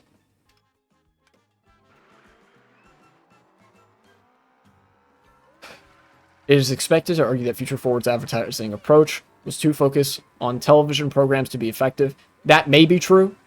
It's possible that that's true. Like I said, TV ads, you know, nobody watches TV anymore. You gotta buy, like, online ads and fucking, well, not even buying, like, you can run an effective campaign, not even spending that much money, not having all that much to spend. Again, Zoran Mamdani proved this. You know, it's about, like, believing in something.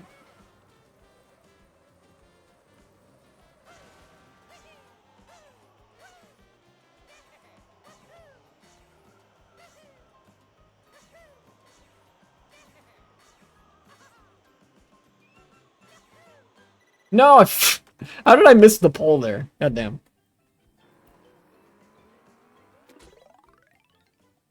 A Future Forward document that was distributed to donors and reviewed by the New York Times said about half of the Super PAC's advertising was delivered on digital platforms, which includes TV-like streaming services. Oh, so then this wasn't actually a problem. The Democrats are making this up. So they did spend a good like $280 million was spent on like digital platforms, online streaming services, which people do watch.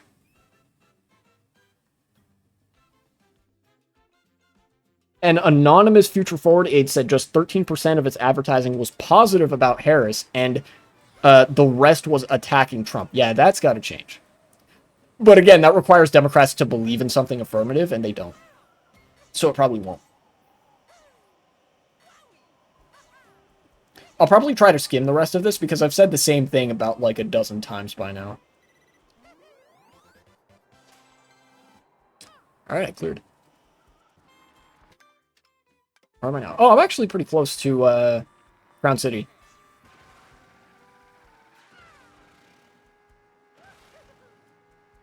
Just need a Yoshi burger. Oh, this might be one here. Maybe? No, not. Doesn't seem like it, after all. Oh, no, that's one. Okay. There's one right here. There's a peach medallion up there. Oh, I think I know what I gotta do to get that. Am I doing Racing Mario? There's a P mission up there, but I'm not as interested in that right now. What I am interested in is this. Give me that peach medallion. Whee! Alright, cool. Cool.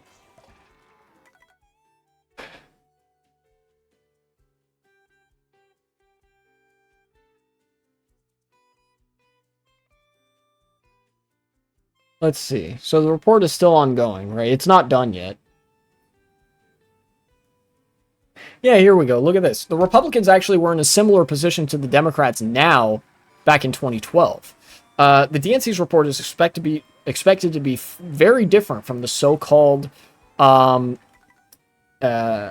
autopsy that Republicans produced after the 2012 election of Barack Obama. In March of 2013, the Republican National Committee released a 100-page Growth and Opportunity Project report, aptly same acronym as the party, GOP, that declared the GOP was in an ideological cul-de-sac and called for moderation on immigration, along with a number of other changes. While Republican leaders did not adopt many of its recommendations in time for the 2016 election, Trump's campaign ran counter to many of the changes the RNC had proposed, and he has since remade the Republican Party in his image. So the Republicans were like basically saying, okay, we're a little bit too radical, we need to be more moderate, we're like too far right. And then Trump was like, the people actually love the far right. Wouldn't you know it? And then the Republicans, having had a taste of that success, were like, you know what? Maybe he's right, because the Republicans used to be in the same spot. The difference is when somebody proved that the path to success was through populism, they were willing to follow through. The Democrats I actually don't think are going to act the same way.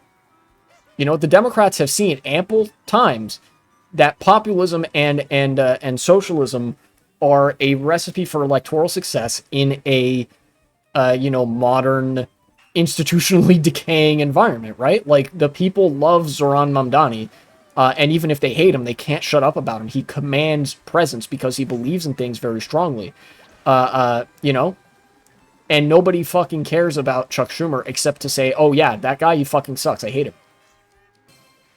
You know? I think the Democrats are just more ideologically compromised than the Republicans are, if that makes sense, right? Like, the neoconservative ideology of Republicans is more permissive to internal, like, structural change in order to keep seeking power and stuff like that, because it has an affirmative vision for the world. That affirmative vision is awful, right? It involves the subjugation of minorities and it literally, like, a 1984-esque constant state of war for the third world. But if you ask them, like, if you ask them how you would change things, like, how would you change things, they'd be able to come up with a number of different answers in a way that, like, politically activates people, that politically activates their base. The Democrats are like, they are a stagnant party that represents a stagnant ideology because it is the ideology of, like, the current order of the day. You know? I guess in retrospect, it's kind of, I am kind of saying, maybe gesturing at, that the Democrats were never going to be able to produce a report that would tell them what they did wrong, because they already know what they did wrong. They are so committed to not acknowledging it that they explicitly cut it out of their analysis. You know?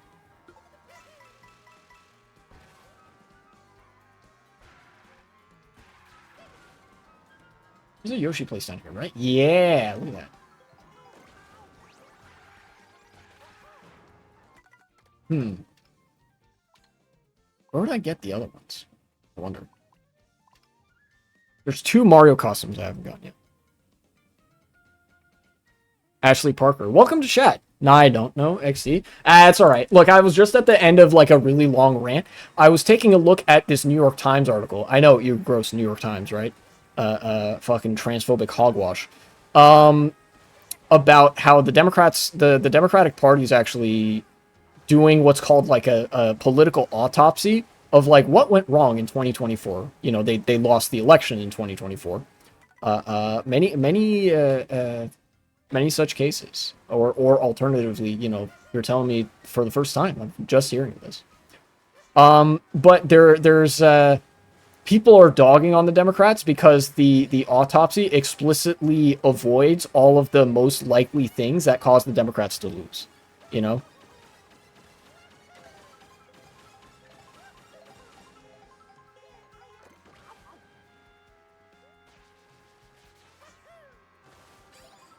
Like, you know, like, I think a couple of things that are explicitly named that the autopsy is not going to talk about are how old Joe Biden is, how, like, how late he dropped out, how little time Kamala Harris had to run, and how, like, you know, they had a lot of messaging failures.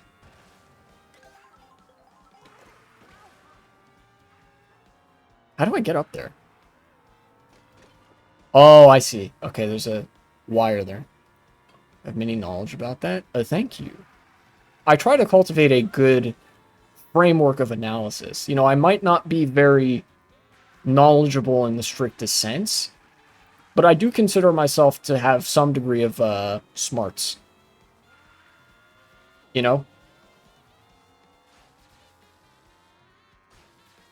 Like, I might not know all the details, but I sure as shit know how to analyze the details. At least I hope so. No, I barely missed. Let me try that.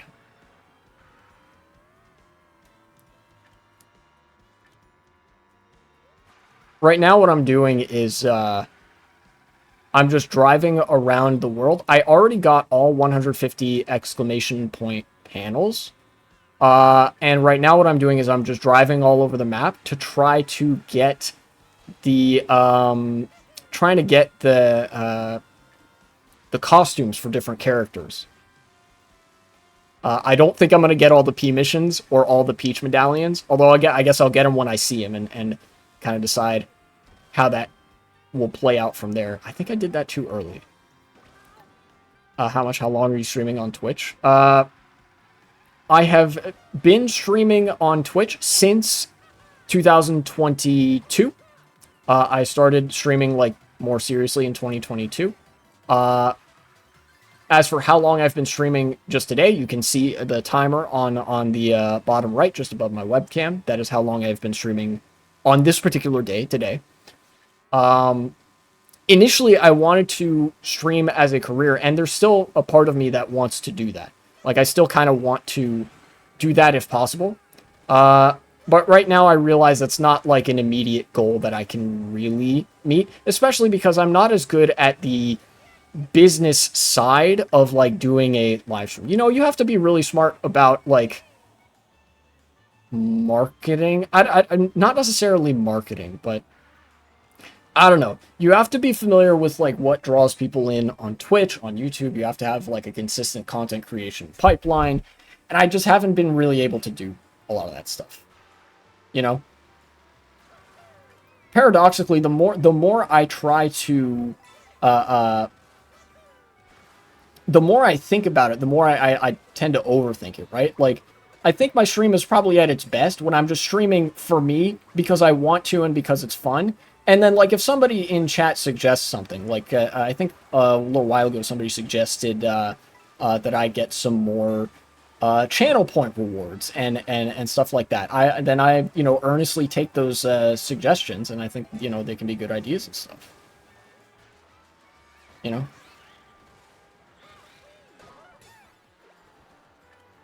So I think in order to take streaming seriously, I need to take it less seriously. Why don't you have panels? I prefer a clean stream layout. You know? You mean like panels on the side of the screen, like with the overlay and stuff? I just don't particularly want them.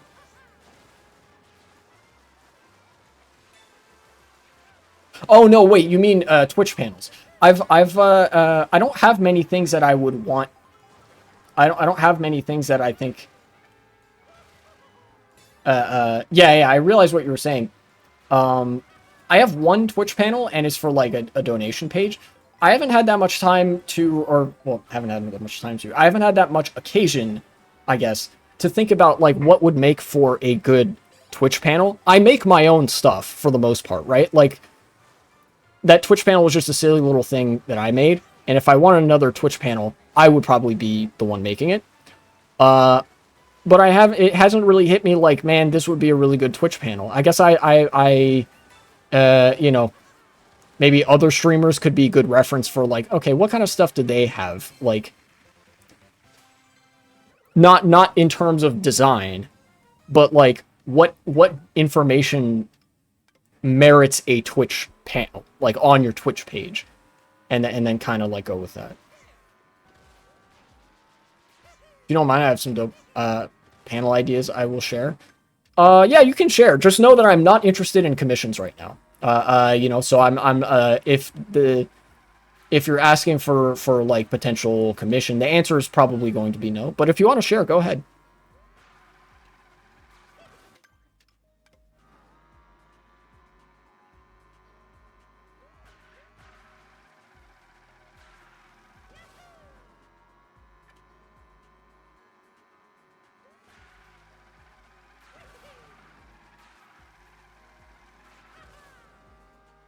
You have Insta. No, I do not have Instagram, I'm sorry to say.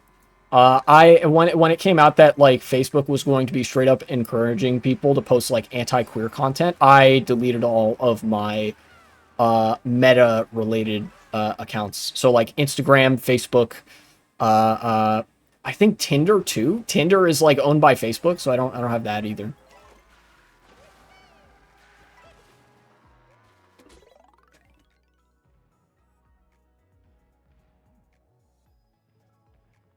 Hey, here's something. If you have a Twitter page, if you have like a Twitter page or a page on like Mastodon or Blue Sky or something, you can just link that in the Twitch chat. I do permit people to link things. Linking things is fine. And I will follow the link and I'll look at your designs.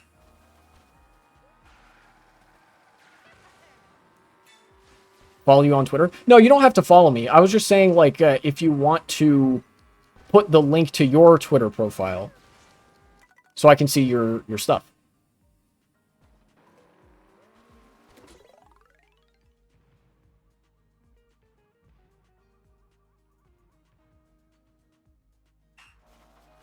Let me follow back, it'd be appreciated. Sure.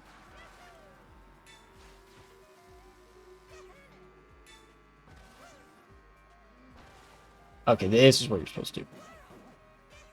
Well, what? That's crazy.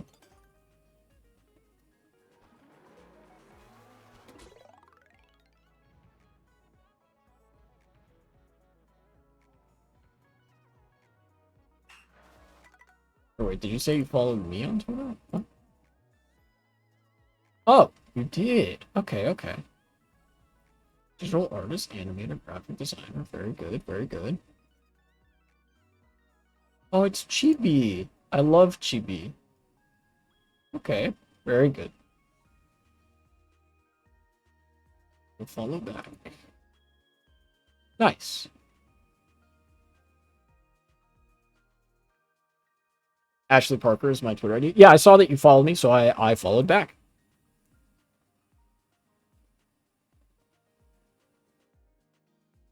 Music games. Very nice. Very nice stuff. Take a look at the media tab. Ooh. You make some good stuff.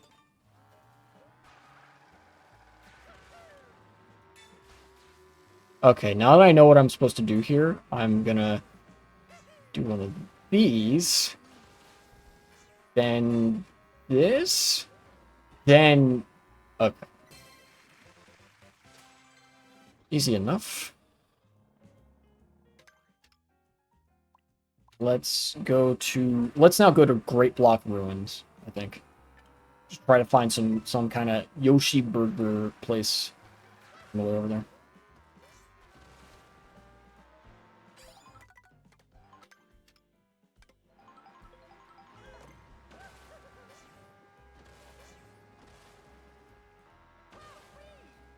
If you're willing to stick around, there was actually one more thing I wanted to talk about on stream. I don't know how interesting you'll find it, but Hey, I talk about what I talk about, you know? Um,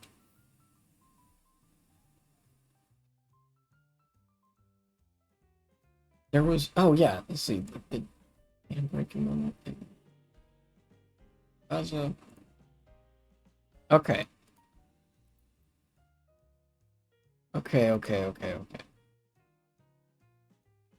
I think that was what I wanted to.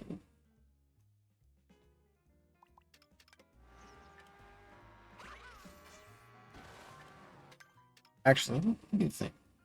I don't know why my brain just got really scrambled all of a sudden. So let's talk about the autopsy report. Quote unquote autopsy report. It's not like somebody didn't actually die in the making of the Kamala Harris campaign. It's just the campaign died. El Bozo.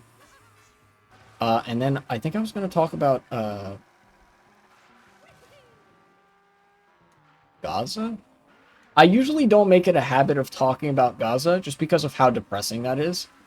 But it is necessary to talk about because, oh, yes. Okay, I remember what it is I wanted to talk about.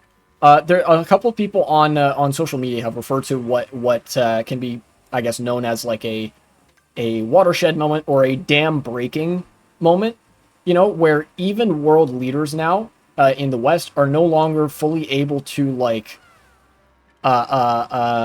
politically market their support to Israel as anything other than a cynical interest in their own like military industrial complex and military development because Israel's committing a genocide right now, you know, and the people know it. People everywhere know it.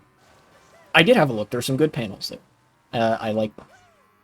Uh, you know, so people like generally, even Republicans are not super pro-Israel. Like the right isn't pro-Israel because they are of the mind that Israel equals Jews, right? And they hate Jews. You know, we know this. The right is anti-Semitic because they are composed of fascists and Nazis. Famously anti-Semitic bunch.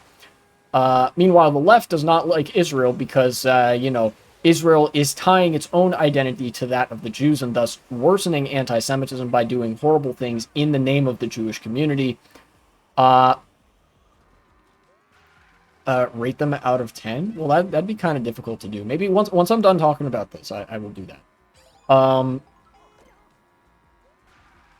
Basically, nobody likes Israel, and, you know, it's getting to the point where even world leaders in the West are having to pay some kind of lip service to humanitarianism in Gaza or, you know, Palestinian liberation in some stripe or another. It's only like the most insufferable kind of like Twitter libs that are and by Twitter libs I mean like the kind of liberals that are like free markets are good. Lamau also I fucking hate insert ethnic minority here.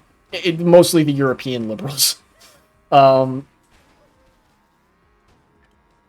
it's only those kinds of people that like honestly and earnestly will say that like they support Israel nowadays, unless it's the contingent of fascists uh, that is actually pro-Israel on principle of liking ethno-states. Some of them still defend Israel. Anyways, the landscape of whether or not it's like politically feasible to support Palestine has been changing, you know? Uh, uh, and lately it's been the case that, you know, Western world leaders have had to kind of change their tune a little bit. And while that's good, it also comes with like a concerning thing that is liable to happen in the event of a genocide.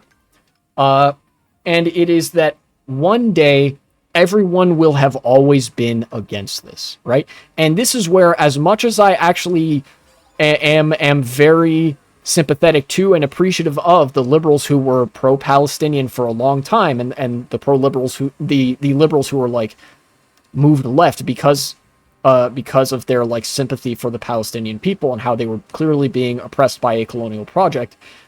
I have to throw shade at at liberalism as an ideology and the more, in my opinion, like more prominent, if not more common, type of liberal that was very optics froggy at the best of times about, people who were sympathetic to Palestine. Like, this doesn't help you and your cause.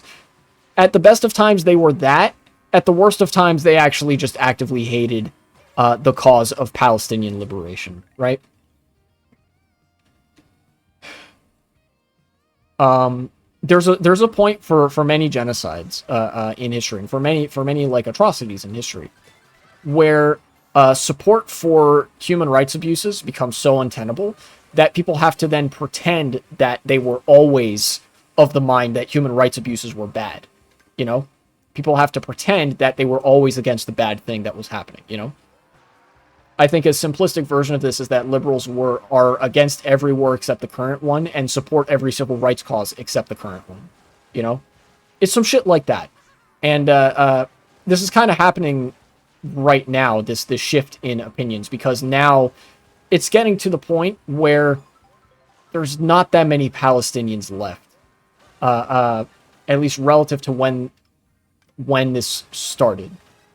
Hundreds of thousands of them are dead. We don't have very good numbers, but our best estimate is that no fewer than 500,000 people in Gaza have been killed, with more being killed every day. In fact, I think the 500,000 number was up to date as of like a few months ago. I can only imagine with the introduction of the Gaza Humanitarian Foundation, which effectively serves as a sort of fish in a barrel scheme to kill Palestinians faster, and the sort of perfidy that entails with pretending to be a humanitarian aid org. I can only imagine what the numbers will be once the dust has cleared. Or I guess once the dust has settled, once we get a clearer picture of things, right? And I think it just bears mentioning that we need to all remember exactly who was, like, not always against this once all is said and done, because people will change their tune and say, oh, I was always against this. We need to be willing to kind of be assholes and say, no, you weren't always against this.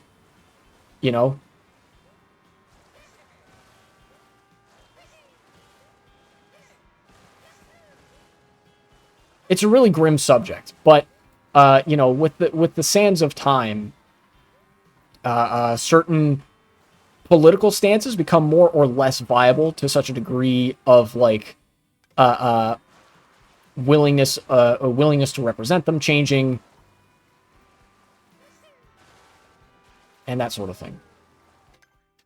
And that applies to, most visibly, it applies to the worst historical moments when people realize the magnitude that it will have in the history books. Whether it is a cynical realization that they realize that their support will not bode well for them if they continue to support the bad thing, or whether they actually didn't know how bad it was, which could be the case for some people, and then truly be like, oh, wow, yeah, this is fucking horrible.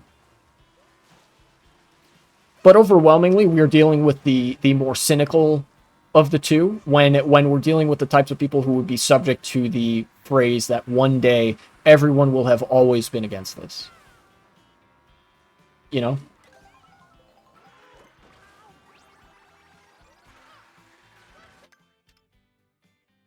almost like Orwellian in character. It's kind of ominous.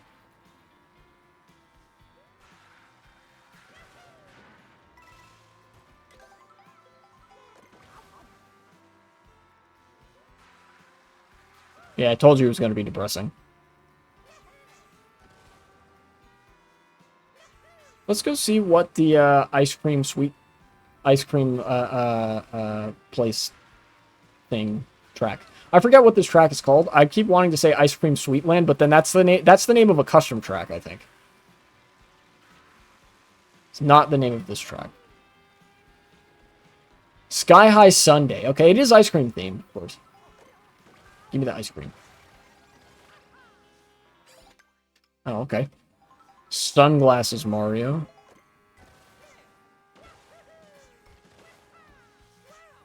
Oh, there's a thing up there. Hold up. How do I get that? Oh, I think I know what you have to do.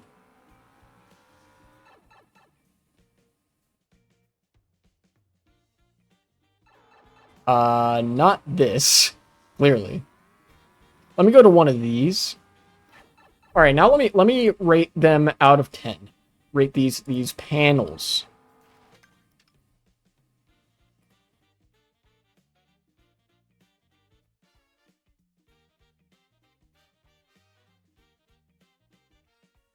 I gotta say, custom panels, the chibi one, solid 9 out of 10. Goku portrait, very nice. Like the Goku portrait.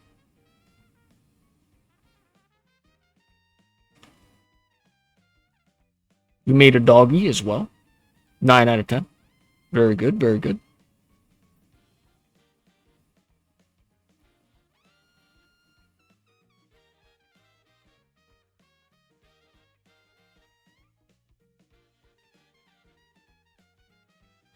You go to the media tab, actually.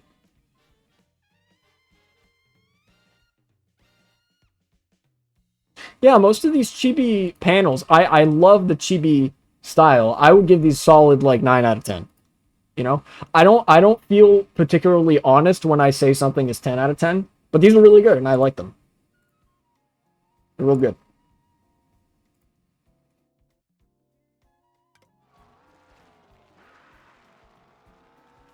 All right, let me go down here, I think. I don't know if you're still here, Ashley Parker, but that is my opinion on the at least the panels that I saw on your profile. I really like the chibi ones. They're real cute. Oh, I see what I gotta do. Okay, okay.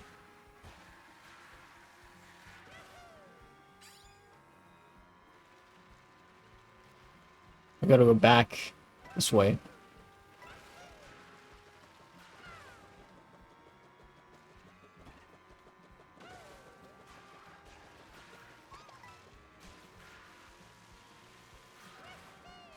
Let's go up here, I think.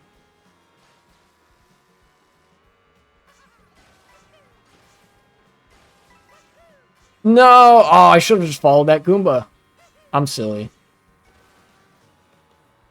I'll find a pipe around here somewhere and use that to go back up. Here we go. Here's one.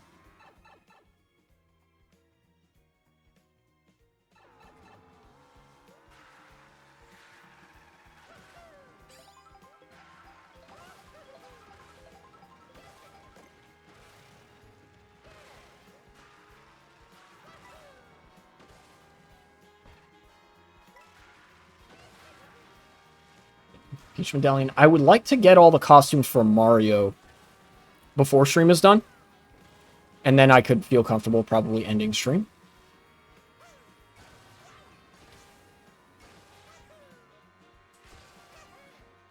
Oh, no! Barely missed out on that trick there. I guess I can hang on to this feather. That might be useful, actually, to hang on to this. Oh, actually, damn. Maybe I could stream for a little bit longer today, because there was some stuff that I did in my personal life that's fun to tell about. So I commute to work via bike. To the extent that I talk about work, I am willing to divulge that. I have an e-bike that helps me get to and from work every day. Or not every day, every week. It's part-time. You know?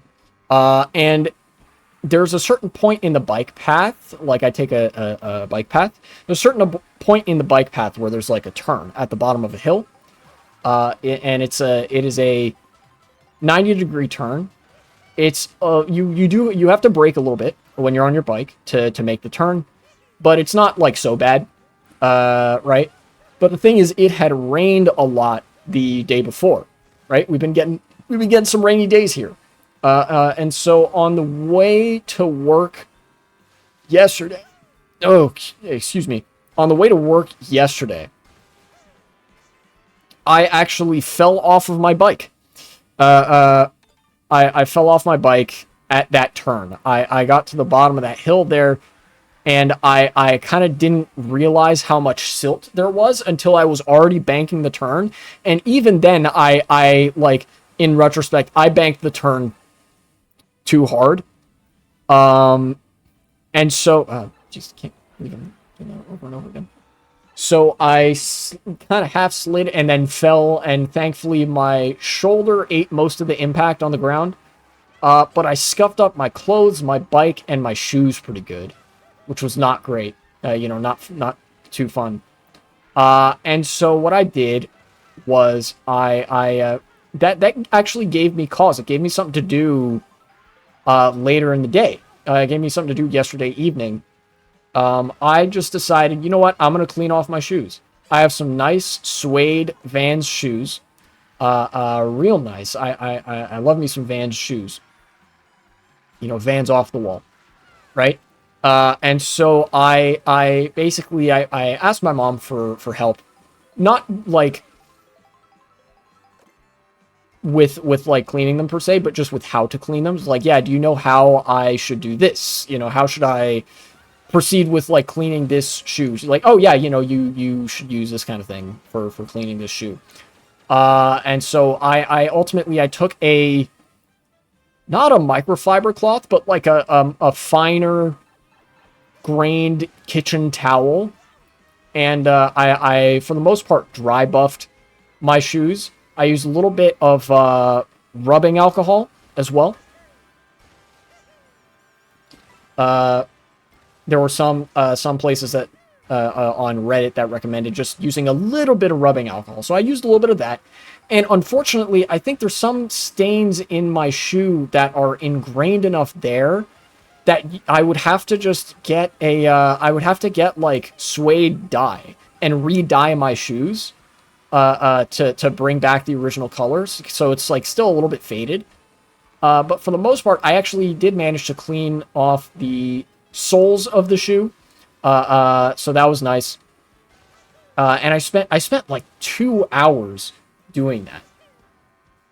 I spent like 2 hours last night cleaning my shoes, and I washed the shoelaces as well, which I learned from my mom, and she learned from my grandmother, her mom, which was just you're supposed to get a mixing bowl, fill it with some warm water and dish soap, and then basically you grab the shoelaces and you rub them against each other. You would be holding the shoelace like this, and you have your fingers pretty close together, and you just start going like this, and that rubs the shoelace against itself, which has a scrubbing effect. It'll clean dirt off of the shoelace. And of course, I wasn't great at it, right? Like, I didn't do the greatest job of like cleaning my shoelaces, Oh, jeez. But it got most of the dirt off of them. And then this morning, I relaced my shoes. And I felt pretty good about that. Because even if I wasn't able to clean off all of what I wanted to from my shoes, it was a nice way to spend an evening. Because I actually care a lot about the pair of shoes that I wear when I go out. They're really nice looking shoes. And I want to keep them clean. And so far it's actually worked. I've been really careful with like getting them dirty or not. And I've had these shoes for a good 4 years. I think 4 or 5 years I've had these Vans shoes, and they still look great. The one thing I might still want to do is dye them, re-dye them to keep a little bit more of the original color. Ooh, now that's something. There, that peach medallion.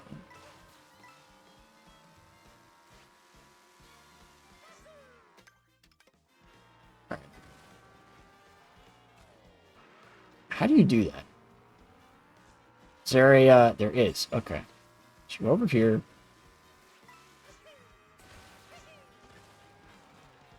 How do you do that?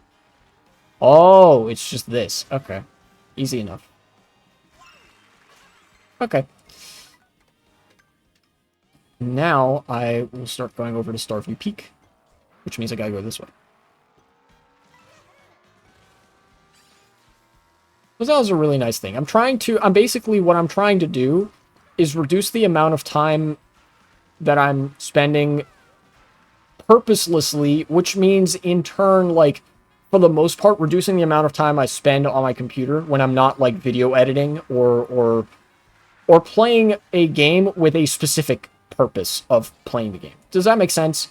You know, I don't want to be aimless. Being aimless is really not a good feeling, especially when you have depression and ADHD. And I'd rather not compound on that if I can avoid it.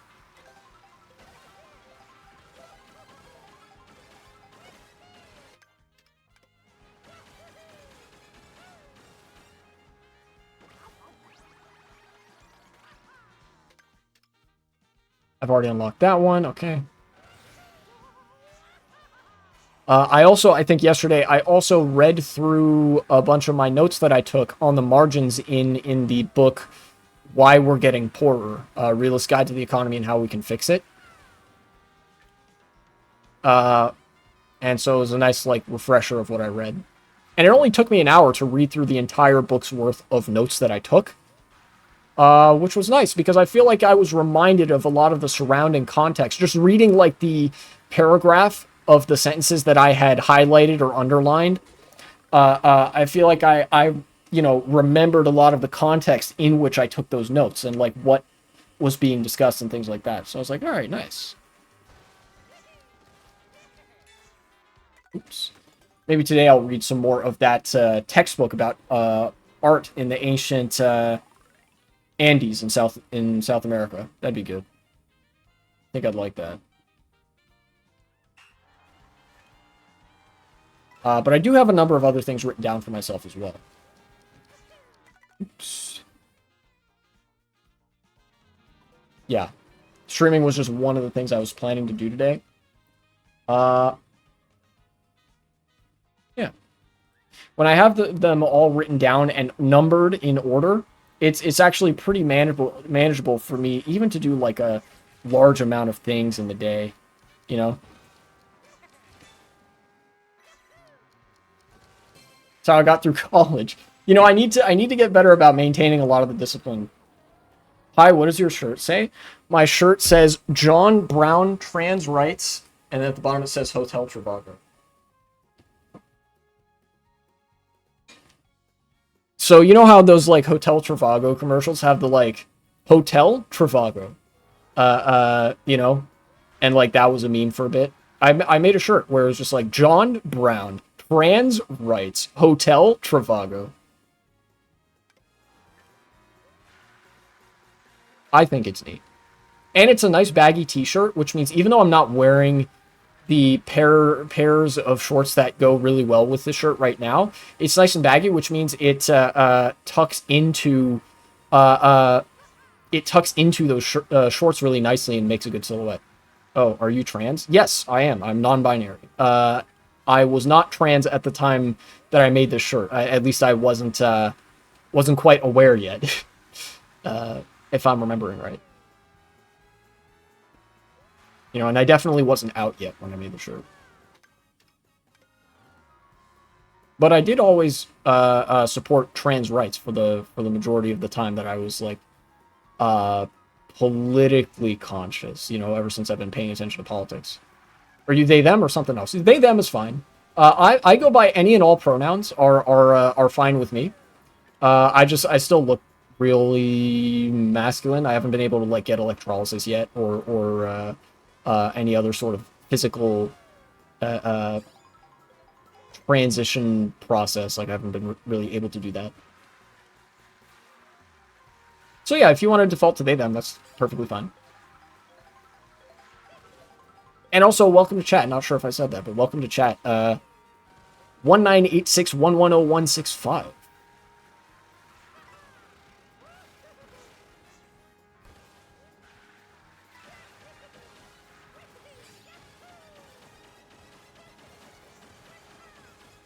Yoshi Burger? Where Yoshi?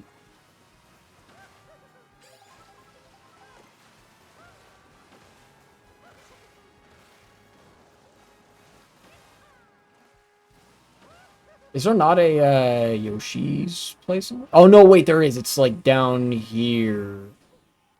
Bonk. Okay, great. I received CTE from that head injury in the game. Does this turn me into anything? Yes, but it's something I already had unlocked. Okay. We'll go this way.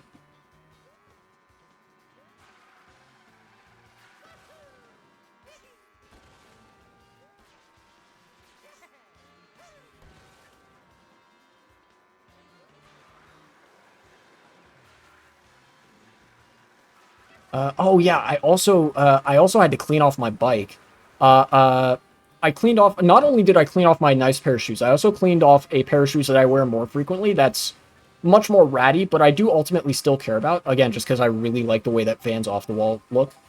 Really big fan of those like skateboarding shoes. They are so uh, uh, good looking, or I guess deck shoes would be the generic name for them. Uh, um, there's a pair of like cream colored Vans off the wall with like hot pink laces that I have that I really like. They're half cabs, so they're a bit bulkier shoes, which is good for like sportive wear. And I clean those off again to the best of my ability. I'll probably have to get some kind of suede, like specifically suede cleaning solution. And definitely gonna have to get like what is it? Suede dye in order to like clean them off as thoroughly as I wanted to. But with isopropyl alcohol, like with rubbing alcohol, I managed to get nice cowboy costume. I didn't have that.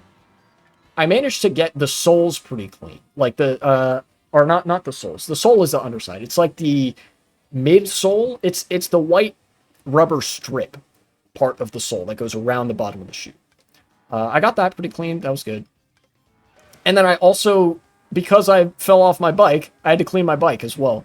It was a very silty patch of bike path where I fell. And then, you know, my bike got pretty dirty. I made sure to rub down the chain. It actually wasn't that bad cleaning off my bike because it was just like, because it was silt from rain that had happened the day prior, it was relatively dry. Like, it wasn't so sticky I couldn't like get it off the bike. It didn't take much more than a dry kitchen hand towel to take care of it. You know, there's quite a bit of like, I don't know, I guess bicycle grime on the chain, so I guess it's a good thing I rubbed that down.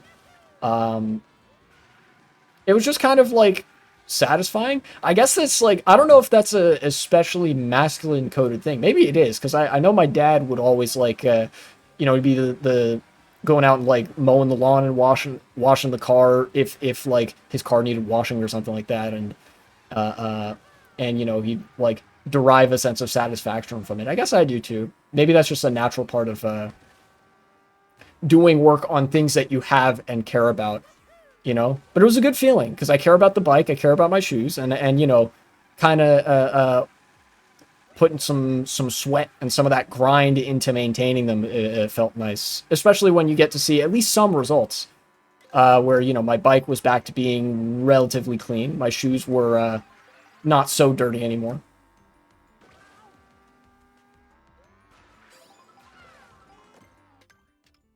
I just hope I don't fall off my bike again, because I also got some pretty nasty scrapes. Luckily, though, I really didn't get that hurt from falling off my bike. I think I got, yeah, if you can see, I got scraped kind of good on like my wrist and the palm of my hand, and I got like a scrape on my knee, but it was relatively like minor, considering how fast I was going. You know, downhill on an e-bike, right? You know, it's like a recipe for being at some of the higher velocities that you could probably get on a bicycle within reason.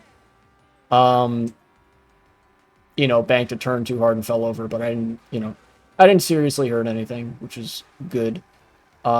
In fact, at that moment, I was kind of struck, like, man, it's a good thing I have like a relatively calcium-rich diet, you know?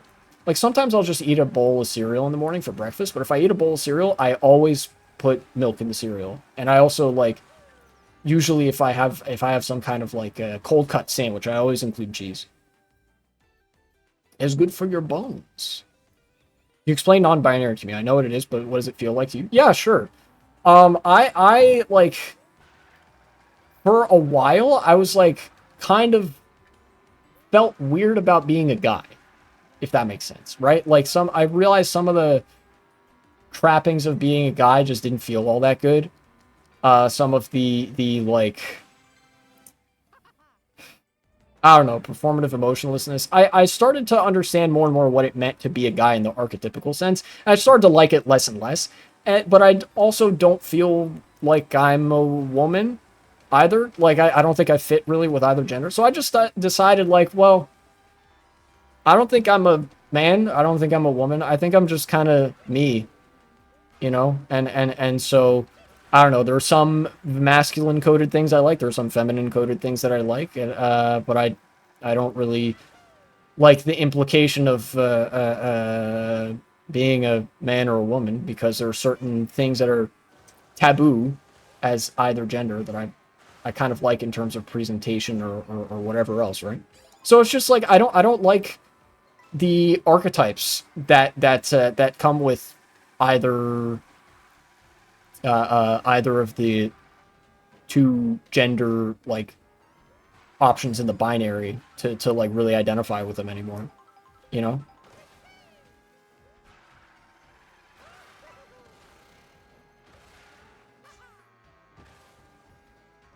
And who knows, over time that could change. But for me, it's just like I don't know. I'm just me. I don't think I'm a man or a woman.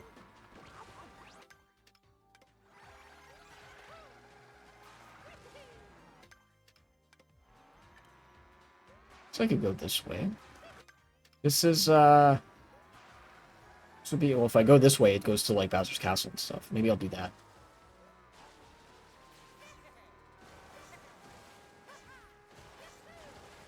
I hope that's a decent explanation. I don't know. I mean, for some people, it's going to be different because it's a broad enough label that it's just anybody that kind of falls outside of the gender binary in a number of ways. Even though it's not that many people, I need to take a right. If I'm going up to the yeah, okay.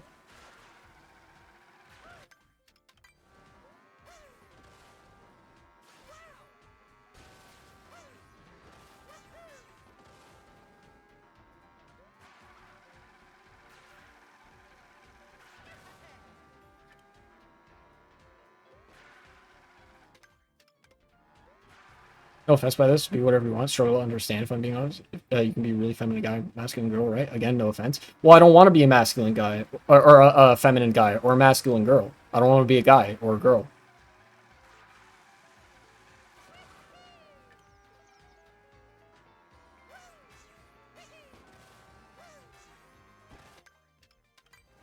You know? Why do I need to be one of those?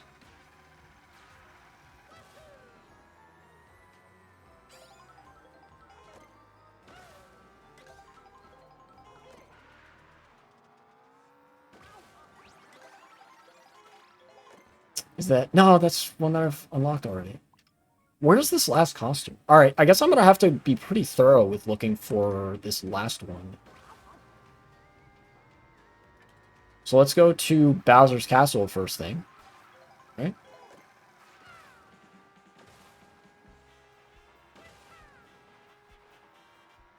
I'm also not a huge fan of how my voice sounds. That's another thing that I like. Kind of realizing there's a number of things. Uh, uh, Number of things there, I guess that I would want to change about myself in terms of presentation. You know, and I guess the nature of gender, I guess, makes it so that you could change a number of things about yourself presentationally and still identify as one gender as the other, or the other. You could do that, but I don't want to.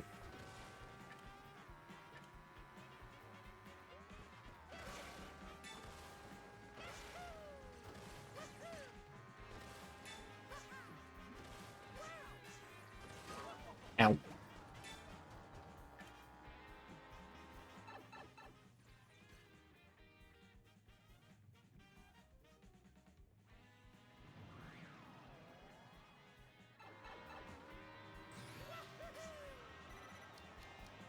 I know most people are combination of both, typically women feminine and masculine. There's nothing wrong. I didn't say there was anything wrong with either of those things. I don't want to be either of those things. I don't know if you understand what I said. I know that both of those things exist. I know that there are feminine guys. I know that there are masculine women. And I know that it's perfectly fine and acceptable and great for people to be one of those things. I'm not either of those things, and I don't want to be either of those things.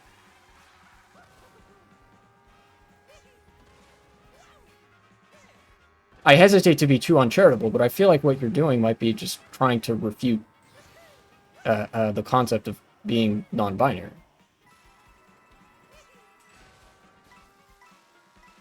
But I could be wrong. Like I said, I don't want to be too uncharitable right away.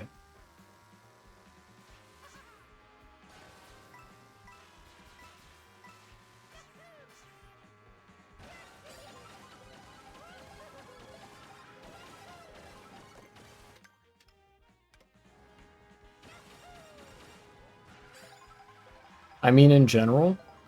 Well, then why are you saying it to me? I already know that. I know there are masculine girls. I know that there are feminine guys. I know that it's perfectly fine to be at either of those things. I have nothing but respect for people who present in the way they feel most comfortable. But I'm not either of those things. And I don't want to be either of those things.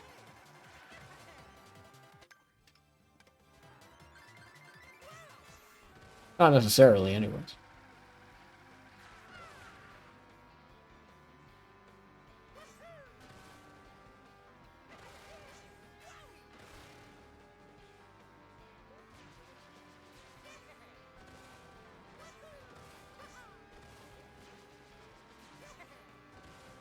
Oh shit, what's up, Bowser? The P mission over here. Oh, no, that didn't work. Okay. Probably have to charge up a jump here. Like this. Yeah. Lie safely above the lake of lava. Ooh. Oh, this is like, isn't this a battle arena? I might be remembering this from, like, I don't know. It reminds me of the Mario Kart 7 Bowser's Castle battle course.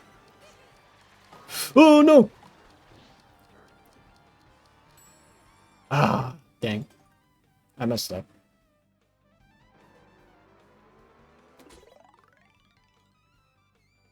Fly safely above the lake of lava. Please don't let me hit the boom boom this time. I would appreciate that. If I didn't hit the boom boom.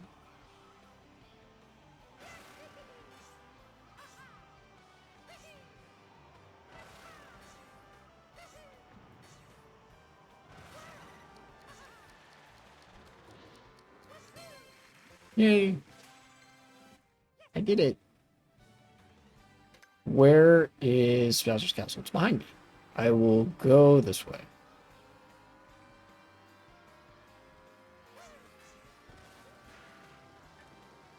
Oh, is that another P mission I haven't gotten? Huh. That's kind of crazy.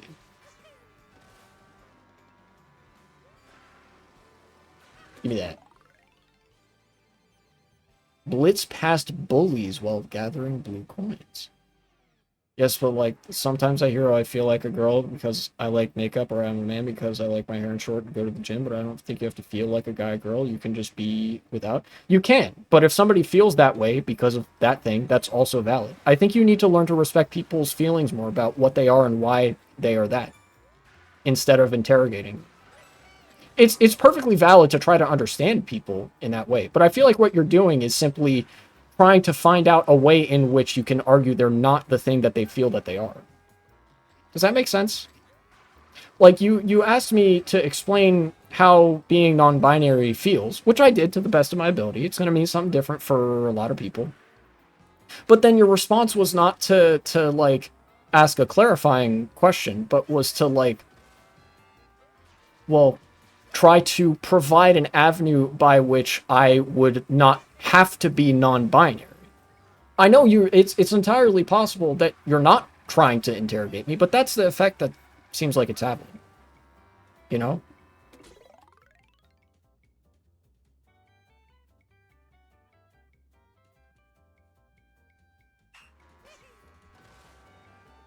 Like, you're not the first person to ask me those questions. And regardless of intention, that's the place it comes from. Is it like, well, do you need to be non-binary in order to fit XYZ presentation? No, but I want to be.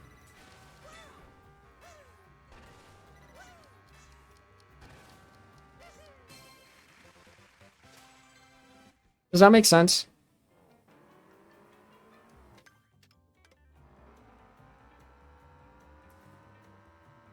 Oh, there's another P mission. I'm going quite a bit longer than I thought I would for this stream. There's just so many P missions that pop up that I haven't done yet.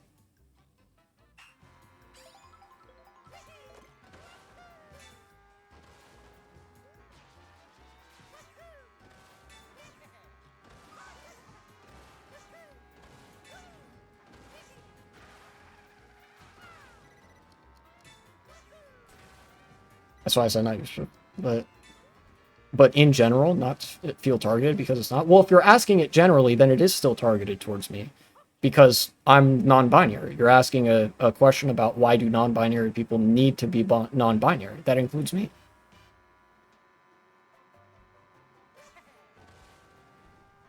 But yeah, and of course I answered that as well as I could, I think, which is that, like, sometimes people just don't want to be a man, don't want to be a woman.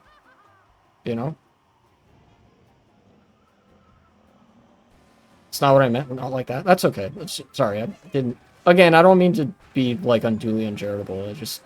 Sometimes when people ask questions like that, I get a little bit defensive because usually conversation tends to go one particular way. You know, it's rare that people are genuinely interested in asking questions like that anymore. At least it seems like.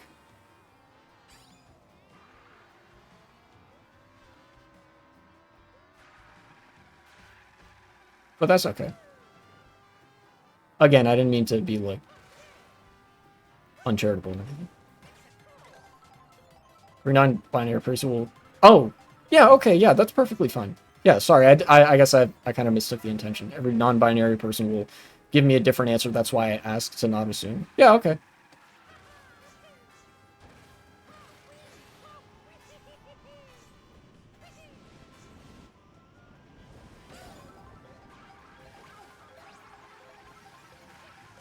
Nah, it just turned me back into regular Mario. Okay, so that knocks out Bowser's Castle. Where else can I go? Airship Fortress, maybe Toad's Factory? Maybe. No, like to... Not what I wanted to happen, but okay.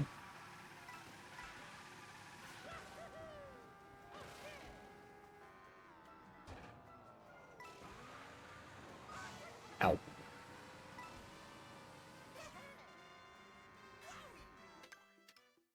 Alright, where am I going? If I'm going to Toad's Factory, I'm going this way. So I'd be hanging a left here. What's that P mission doing there? I'll get that some other time if I feel like it. I don't know. I think I mentioned at the beginning of the stream. I don't know if I want to get all the P missions because there's nearly 400. And even though I've gotten 200, that's still only like half. So I think I'm just gonna try to get costumes for different characters. Some will say, well, they will say they reject gender. For some, they say they're women, but feel masculine, therefore non-binaries. Another will be masculine, feminine, etc. 10 people, 10 different answers. Okay, yeah, I get you. And yeah, a lot of, you know, because of how broad a label non-binary is, it's going to have, like, a lot of different implications. You know?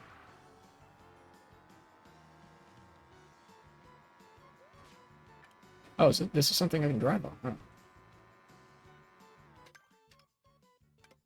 Oh, okay, okay. But I'm here. And this is off-road somehow? I find it interesting because I'm not that. Cool. You know, that sounds like a good, my parents always tell me this because it's like, you know, I've they kind of want me to consider stuff like grad school, and I can't say I blame them. They always say that stuff would be like an interesting research topic. That would be an interesting research topic. Like, what does non-binary mean to all sorts of different people? You know?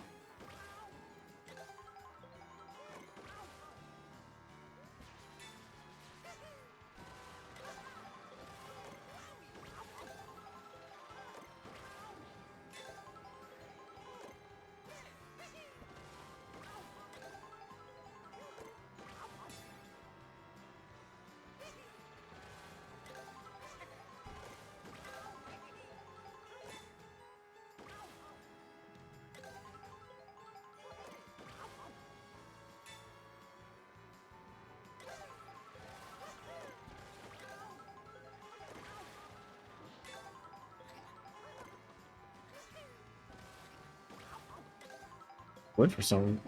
I'm sure it's simple for others. Can be entire book really interesting. Yeah.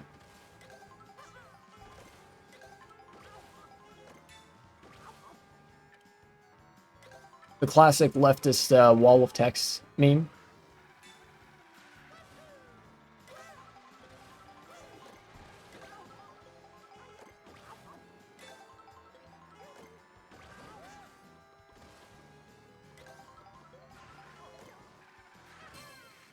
All right. I got a sticker. Where am I going? I kind of got disoriented from driving in a circle a ton. Okay, I'm going this way.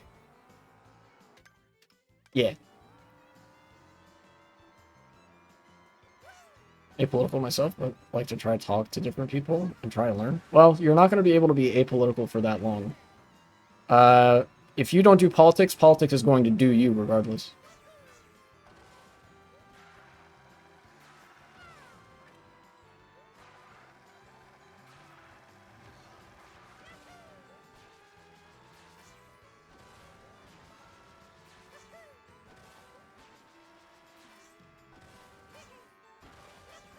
I've heard people tell me that before. Yeah. And ultimately, I think it depends on like your relationship to, well, it depends on a number of things, you know, class, ethnicity, race, whatever, like all the different things that have political implications in society, all of the ways in which you could be more or less scrutinized. But yeah, eventually, you know, politics is going to do you, you know, regardless. I love that phrase because of how like simply it encapsulates the issue, but like everything in our lives has political relevance and is affected by politics in some way, you know. Even like the equipment I use is politically relevant because of like a lot of this stuff is you know, some of the stuff is like cheap and that I bought off of Amazon. Amazon being a massive multinational conglomerate that has a monopoly over digital you know, commerce, and engages in massively exploitative practice of their sales partners, and you know, undercutting their own affiliates in order to try to consolidate even more market control than what they already have. Or you know, the quality of construction in my house is not great because of you know, the deregulation of all sorts of industries since the 1970s, you know, resulting in houses like this that are built. This isn't like the worst house, the worst quality of construction of house, but it's certainly not amazing, you know. But it's you know, massively expensive for somebody looking to buy a home, and the air doesn't circulate well. So as a result of declining construction standards and deregulation, I don't have air conditioning in the summer, and I suffer. You know. And of course, you know, because of the uh, current government, both in the state of Virginia and in the United States, being very anti-trans, it's sometimes like very sketchy for me to express my identity in public. You know, I messed up. It's just that the immediacy of these things is a little bit different depending on which one you're talking about. You know. Oh, and of course, politics affects my decision on where to live because of, well, because of the thing I just said about like being trans in public, et cetera, et cetera. That's one thing, but also because of rent prices. You know, rent is so expensive in my city where I live because politics is dictated here by a lot of homeowners, and you know, they have opposed new construction a lot, and as a result of that, new homes don't get built, so housing prices never go down because there's never like a decrease in scarcity. There's a distinct lack of regulation on like private equity who can buy and sell homes, and because of the NIMBY politics of homeownership, I can't live here when I move out. You know, if I move out and get a job, you know, there are a number of places that I can live, but one place that I can't live is the city where I grew up. I don't want to say I don't care about politics like that because that's not entirely true, but I know enough to vote in my country, and that is good enough for me. Well, look, that's a good starting point. You know, there are a lot of people in the United States that don't even do that. You know,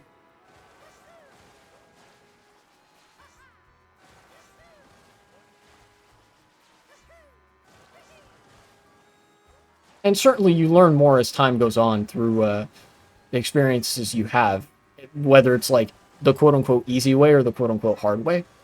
What kind of things politics affects and how directly it affects them.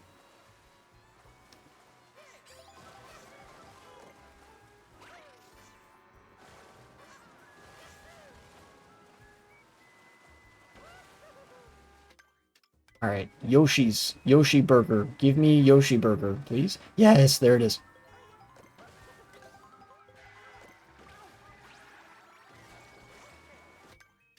Okay, so that wasn't it. Now I have to go probably to Airship Fortress, maybe? God, I want to find this last costume, but I don't know where it would be.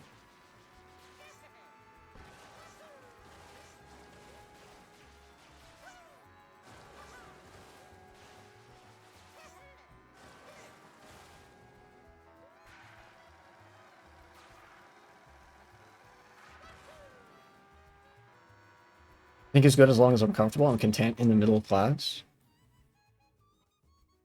Well, it's good to care about the fate of other people in society as well in politics. I mean, that's kind of what politics is, right?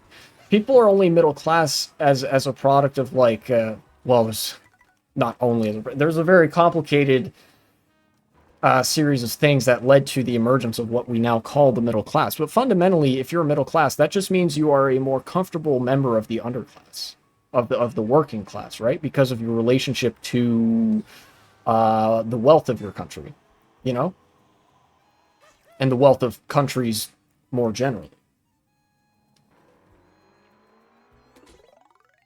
You know, if you're not a business owner, if you don't own a bunch of like stocks or companies or shares or whatever else, then you know you're not part of that club.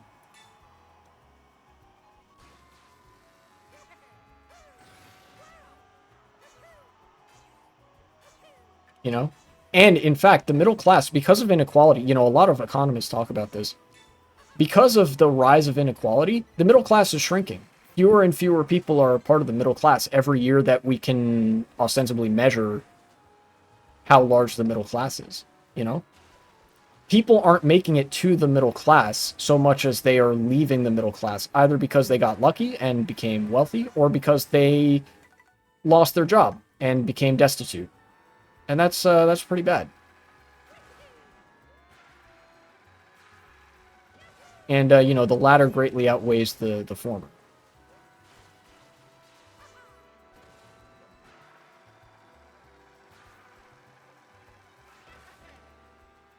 Here's another Yoshi's burger. Yoshi burger. Not a burger, but I'll take it. Huh? Nah, I got that one unlocked already. I'm gonna turn left here? Yeah. To go to... I guess I'm going down to Wario Stadium.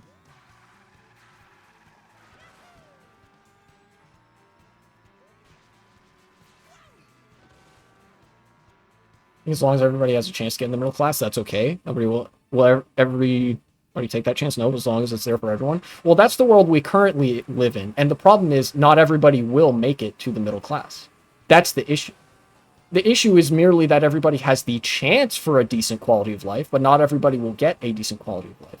What's the point of society if everybody isn't guaranteed to have like an okay standard of living? You know? If your best view of society is everybody should have the lottery chance to maybe have a good life, then why do we have society? Like, what is it there for? You know, what you're describing is precisely the problem. It's why inequality is so bad. Everybody has the chance. Not everybody's going to have a decent life. And that's bad. You know? But it's not unfixable. You know, it is by no means a problem that can't be fixed. In fact, the emergence of the middle class proves that it is something that can be fixed. You know?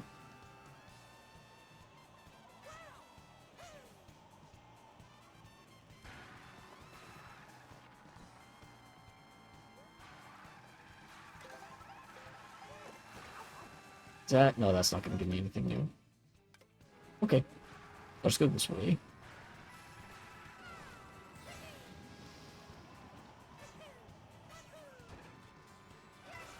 I'm Swedish. I can't speak about your country, but mine, and for mine, it works that way. I can speak about your country because I learned about that in college.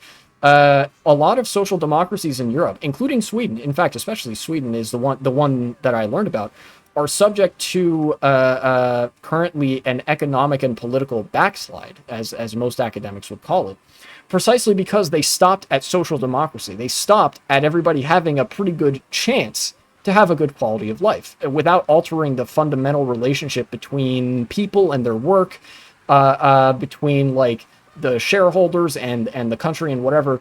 Because they stopped short of like making society truly democratic so that everybody was guaranteed to have a good life, things started eroding away. You know?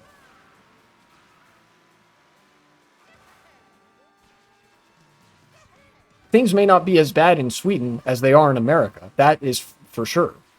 You know? But things are worse currently in Sweden economically right now than they were in Sweden 40 or 50 years ago.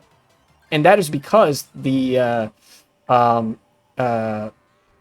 social democratic reforms stopped short of, making society even more democratic than, what they ended up doing. They didn't, fully nationalize certain industries that were absolutely essential for people's basic like life's necessities. They didn't, do like worker-owned companies, worker-owned like firms and stuff like that. They didn't mandate that workers be on the board of directors and like own the company in its entirety or whatever. They let the really, really wealthy people still exist. And because of that, because they let the super wealthy people have the same relationship to companies on a fundamental level as they had for like a long time, the middle class began to shrink.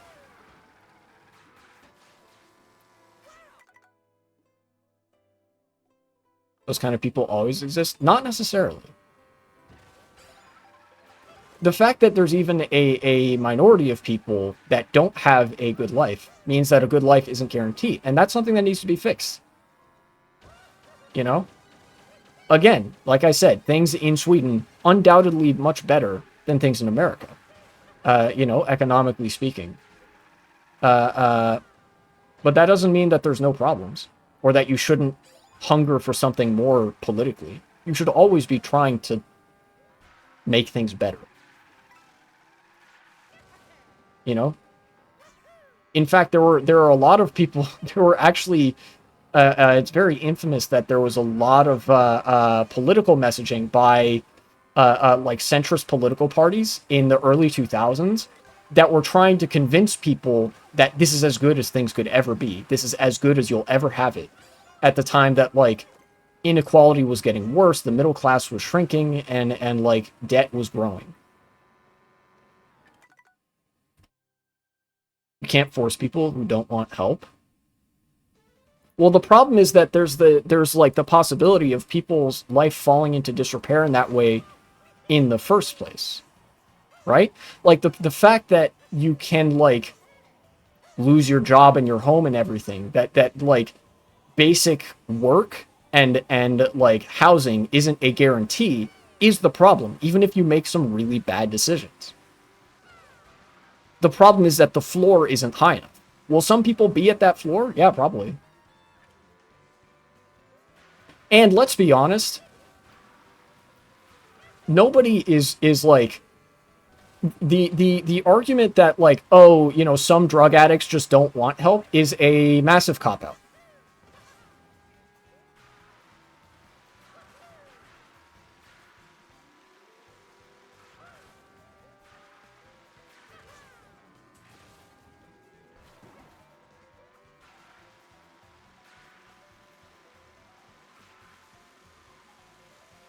What way to get up here?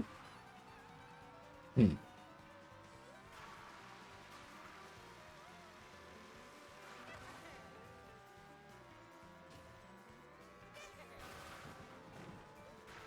We have it pretty good here in terms of economics. I'm not going to deny that. Yeah, you do.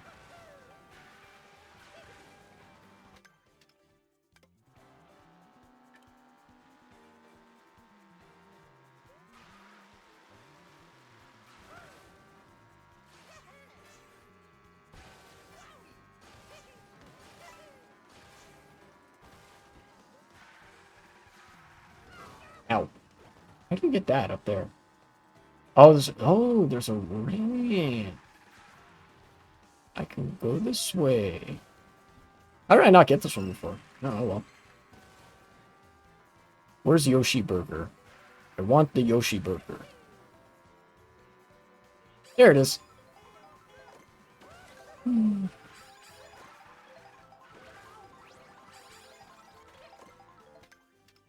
already have that one.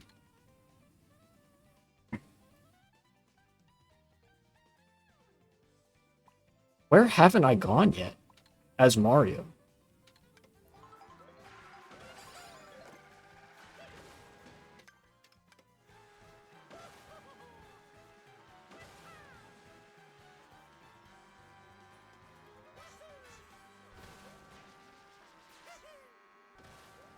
I'm pretty close to looking up where this last costume would be if I can't find it pretty soon.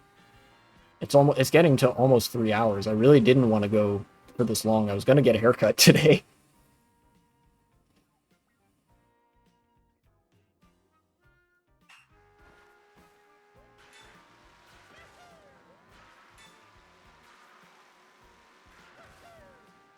Oh yeah, another thing. One thing that happens with like with capitalism, however many guardrails you put on it, it tends to eat itself.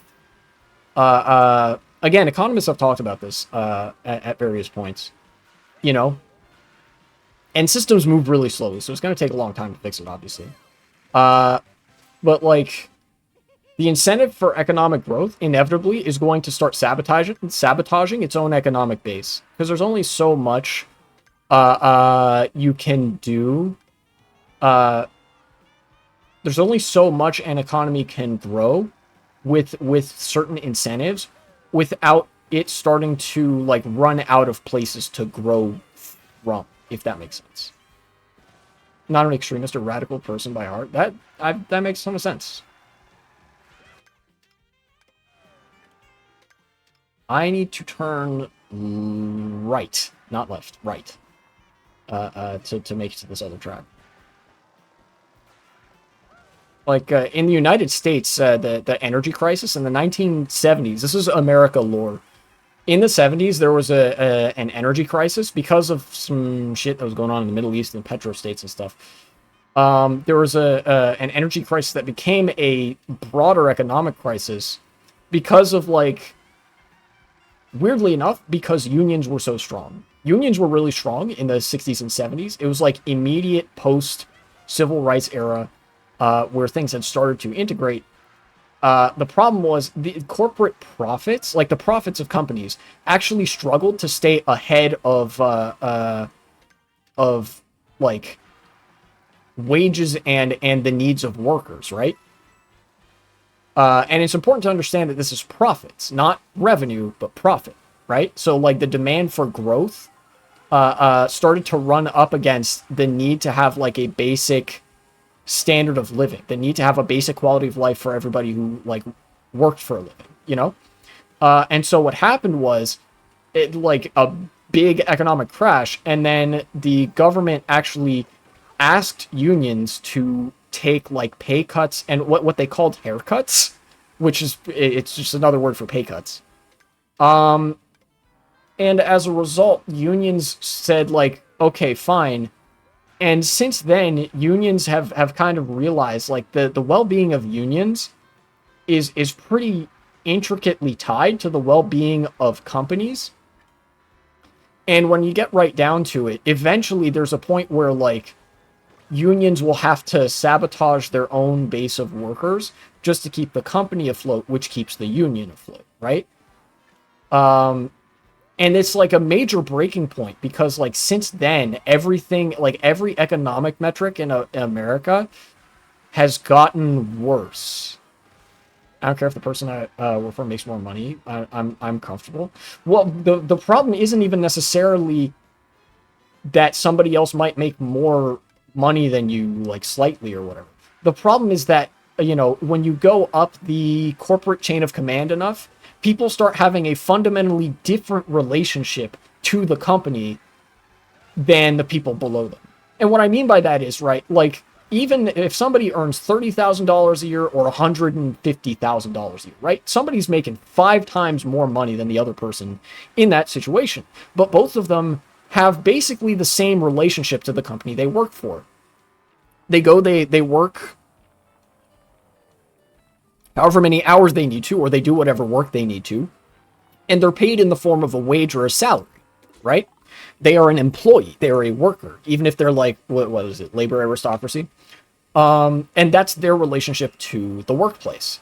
But eventually you get to the point where people are like, maybe they're paid, you know, $1 million salaries or whatever, but their relationship to the company is no longer that of you're just an employee or a worker. You own things, you own resources, you own wealth, capital, money, you know, to such an extent that a lot of the, you know, these people are not actually paid salaries or don't depend on their salaries for their payment, but rather they make their living through just owning so much stuff that they like can leverage a lot of wealth to basically get whatever they want.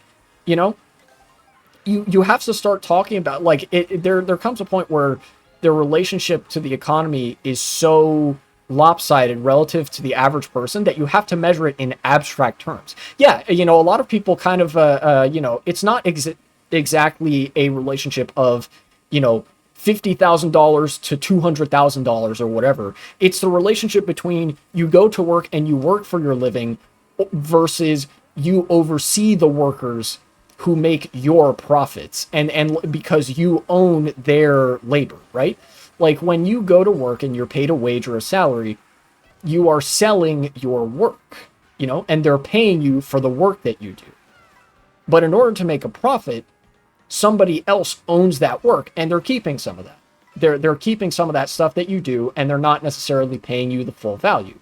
It's not as direct as that always, but there ends up being such a lopsided relationship between people that own all the stuff and the people that work to make the stuff and circulate the stuff or whatever, that it starts to cause genuine economic problems because the two interests start being fundamentally different, right? Think about how layoffs work, right? When you see like, oh, such and such company has laid off a bunch of people, that's going to ruin the lives of the people that get laid off. But the people at the company who did those layoffs, the higher ups that ordered them, benefit from that because they have fundamentally different interests, you know? Because so many people got laid off, they now don't have to pay as much for salaries, right?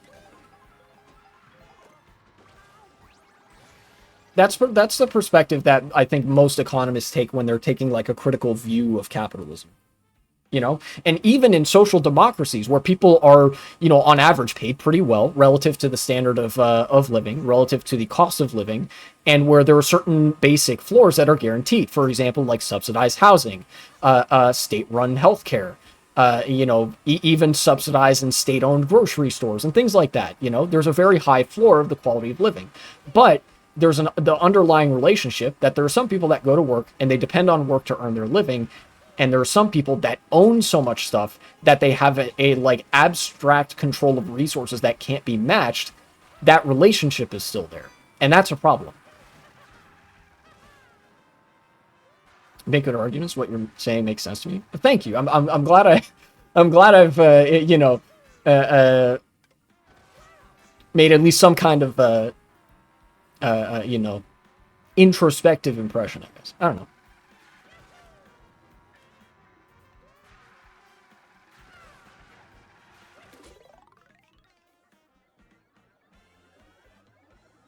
Borrow some upgrades to reach the goal. It's the level where I get to go on a rampage in the semi truck, or not semi truck, the 18-wheeler. Yes, take that, vehicular manslaughter.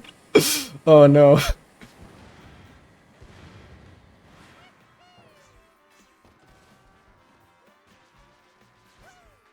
Oh, what? I have to fly the helicopter? That's crazy.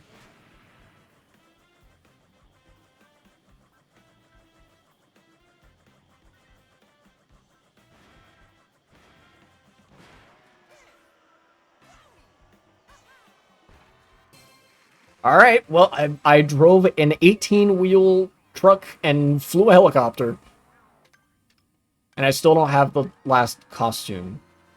Dang. Hamburger. Oh? There's one costume here that's still grayed out. Let me look it up.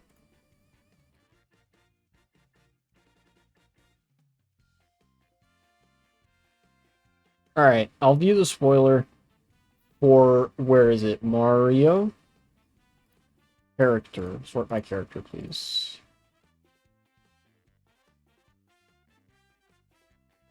Mario.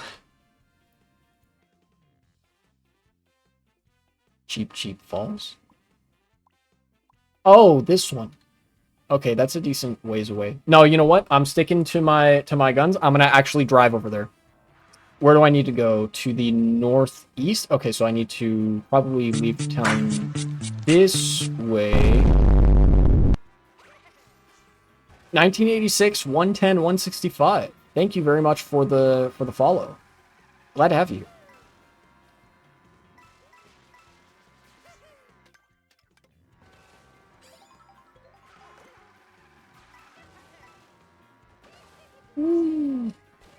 Oh no. Okay, Wackatu actually doing me a favor by pulling me out of there. I gotta make a left here. Right, there's a turn coming up. Yeah, right here.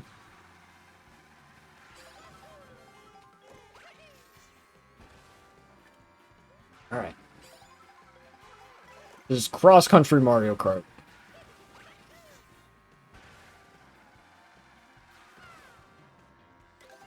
For good measure. Is that Yuka? Love Yuka.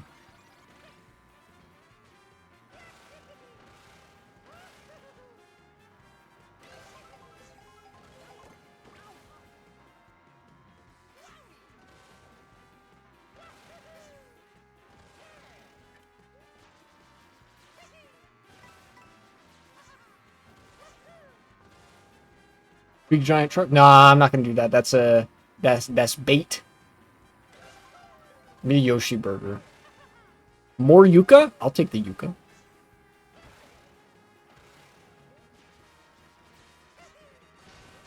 Oh no, I broke the railing because Mario's too fat. Oopsie.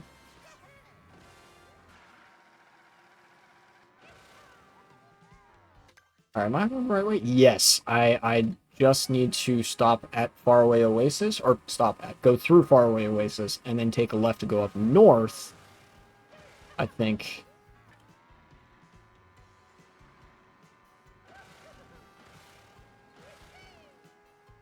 Let me grab this. Right? Yeah, this is the right one.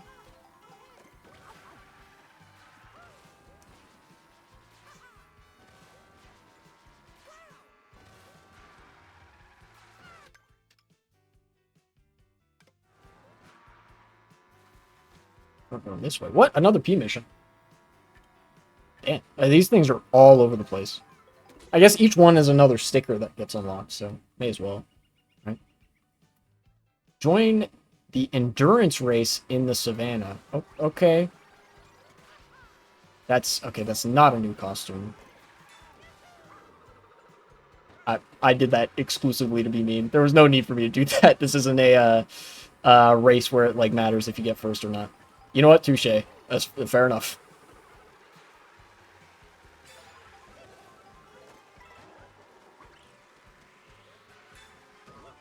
Ow.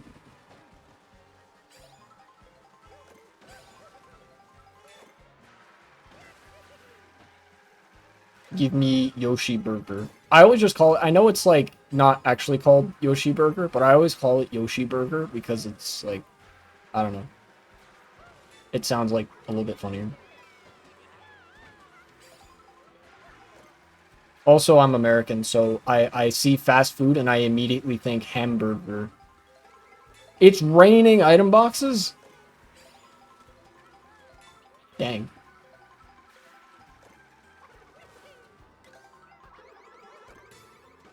Yoshi Burger, please. Thank you.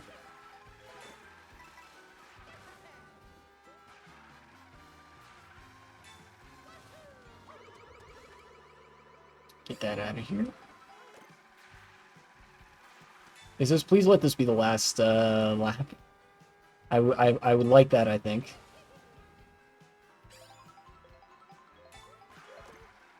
Okay, yes, goal.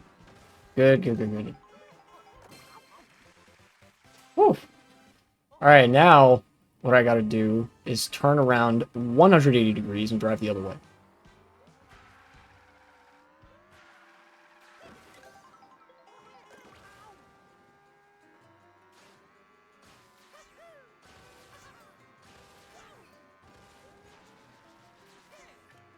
What is that?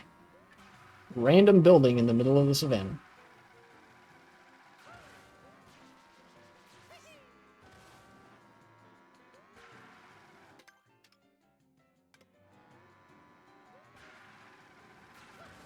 That's Peach Raceway up there. I think I missed my opportunity to, like, go in the direction of, what is it? Cheap Cheap Falls or whatever? Go back this way.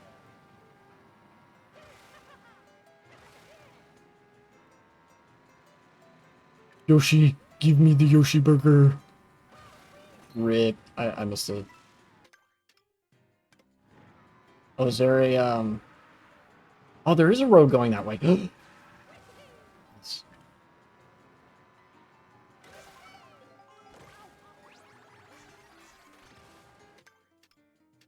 I turn left here, it takes me to Cheap Cheap Falls. Okay.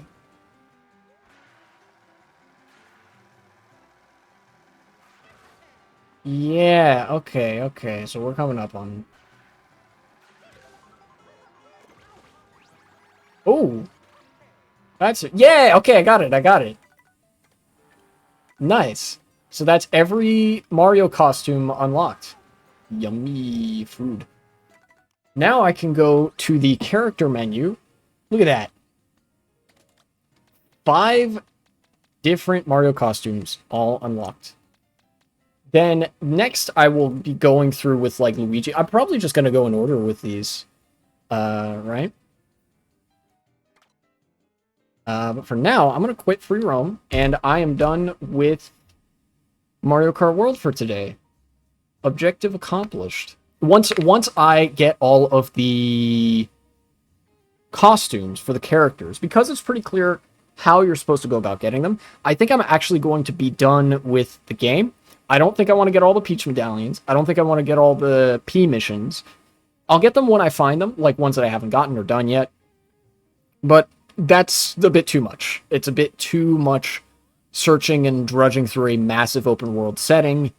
And I think I'd be satisfied just getting the question mark panels, which I got all of, and then the costumes. So, with that said, I'm going to raid somebody Find somebody to raid. Who is live right now? Aoife B is live.